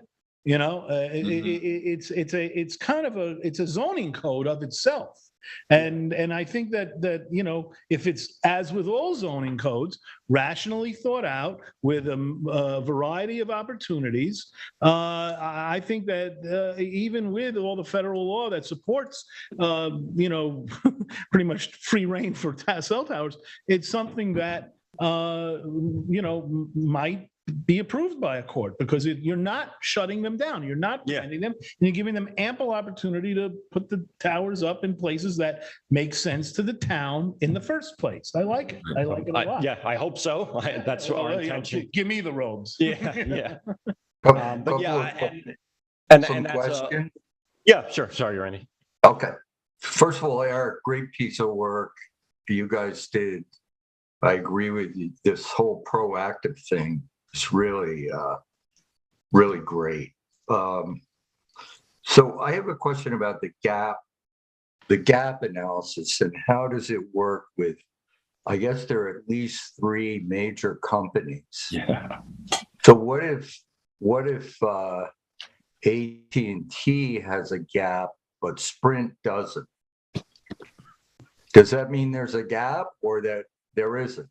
Yes. Yeah. The gap is for each carrier, each licensed carrier by the FCC.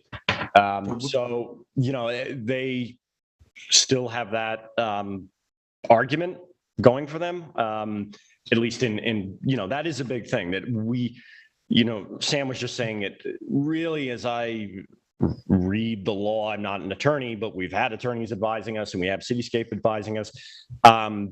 There's, once they demonstrate that coverage gap, we need to come up with, if, they're going to get something, and, that would mean, if there's, let's say, AT&T had full coverage in one area and Sprint didn't, and Sprint was applying to you, they still have a coverage gap. So you still need to address it. When we do new applications, it would be good if this goes to the question of co-location.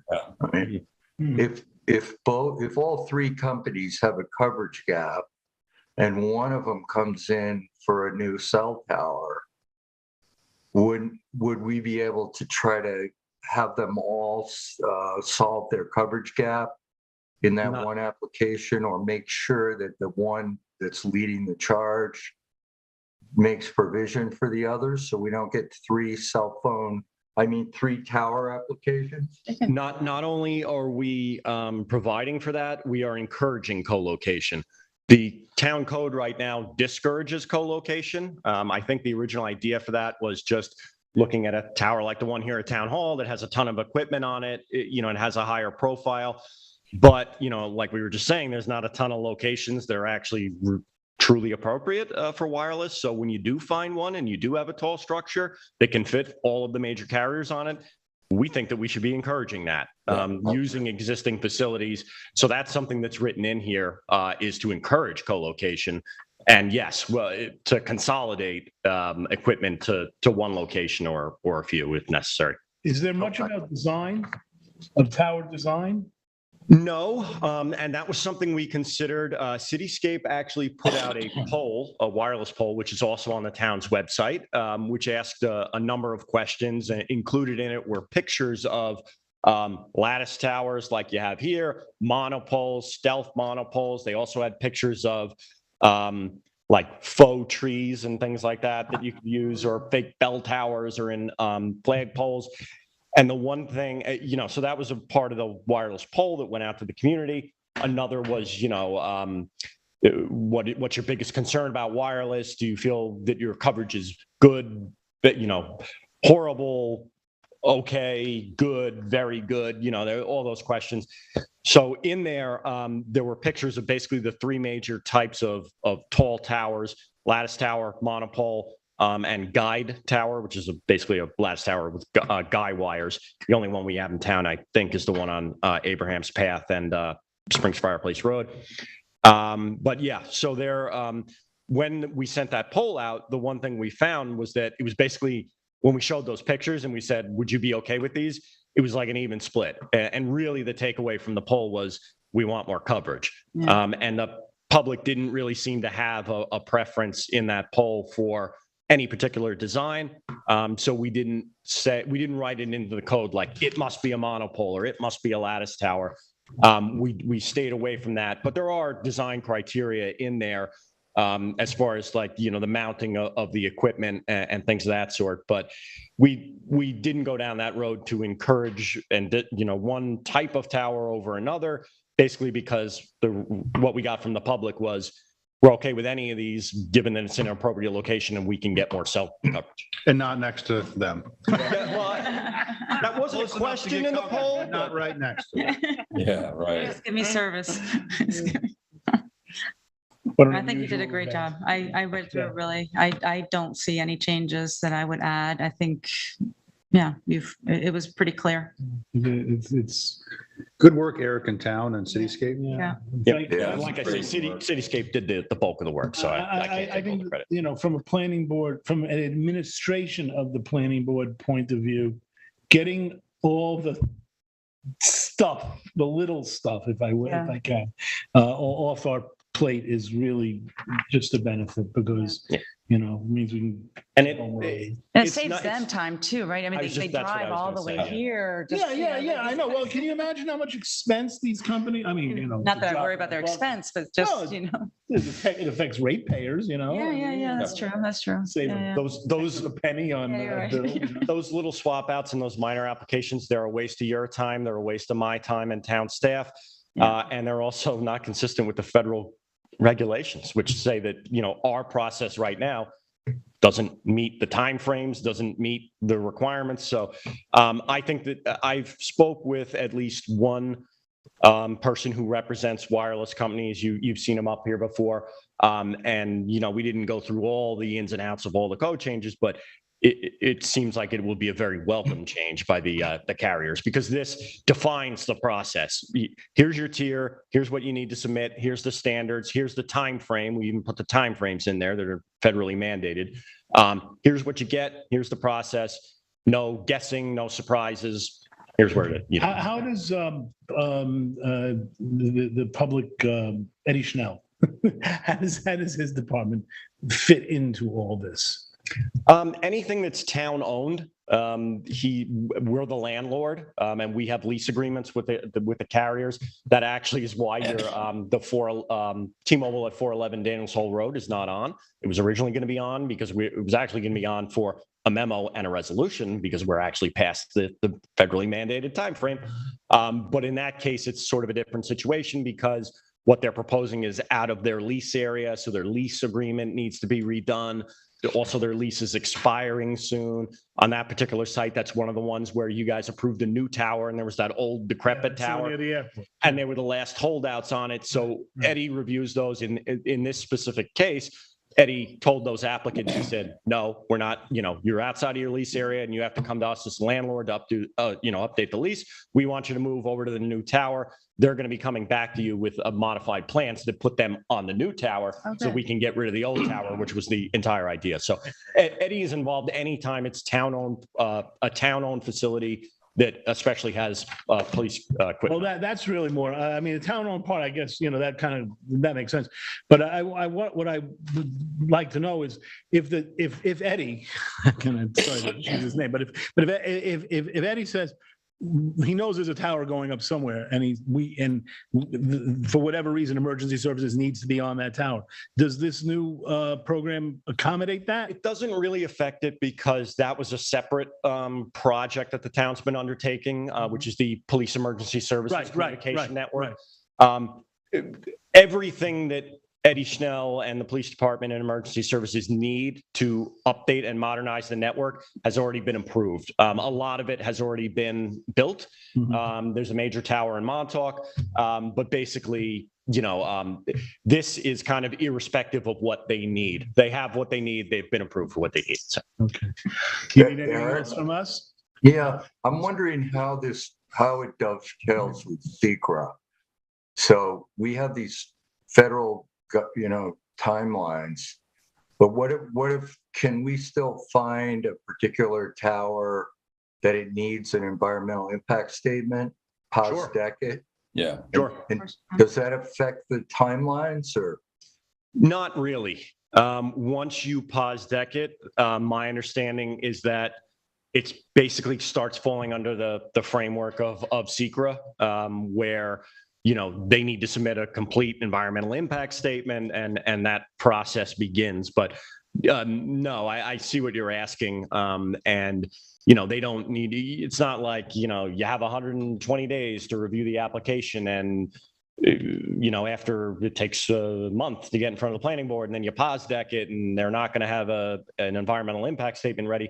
That won't be, as far as I know, I will double check that. It's a good question, but I'm pretty confident that once a positive declaration is made under SECRA, it basically takes those guidelines out of the window as far as getting a complete DEIS. But actually, also the time frame for a new facility isn't as onerous or restrictive as for the swap outs and the minor applications, which are. Like the swap outs are supposed to be approved, if I'm remembering this correctly, within 32 days. I think most of the new facilities on eligible support structures is 60 days, but new macro sites, you have about a half a year to review them. So that'll also help in there. But yeah, my understanding is once something is pause deck, that kind of takes that time frame out of the window because you're complying with state law. So. Great job. Great job. Thank you. Do we need anything else? Do you need anything else from us? No. Okay. Yeah. Well, who would like to make the motion? We have 2 weeks till our next meeting. Motion to adjourn. Is there a second? All those in favor? Aye. Aye. All right. I want somebody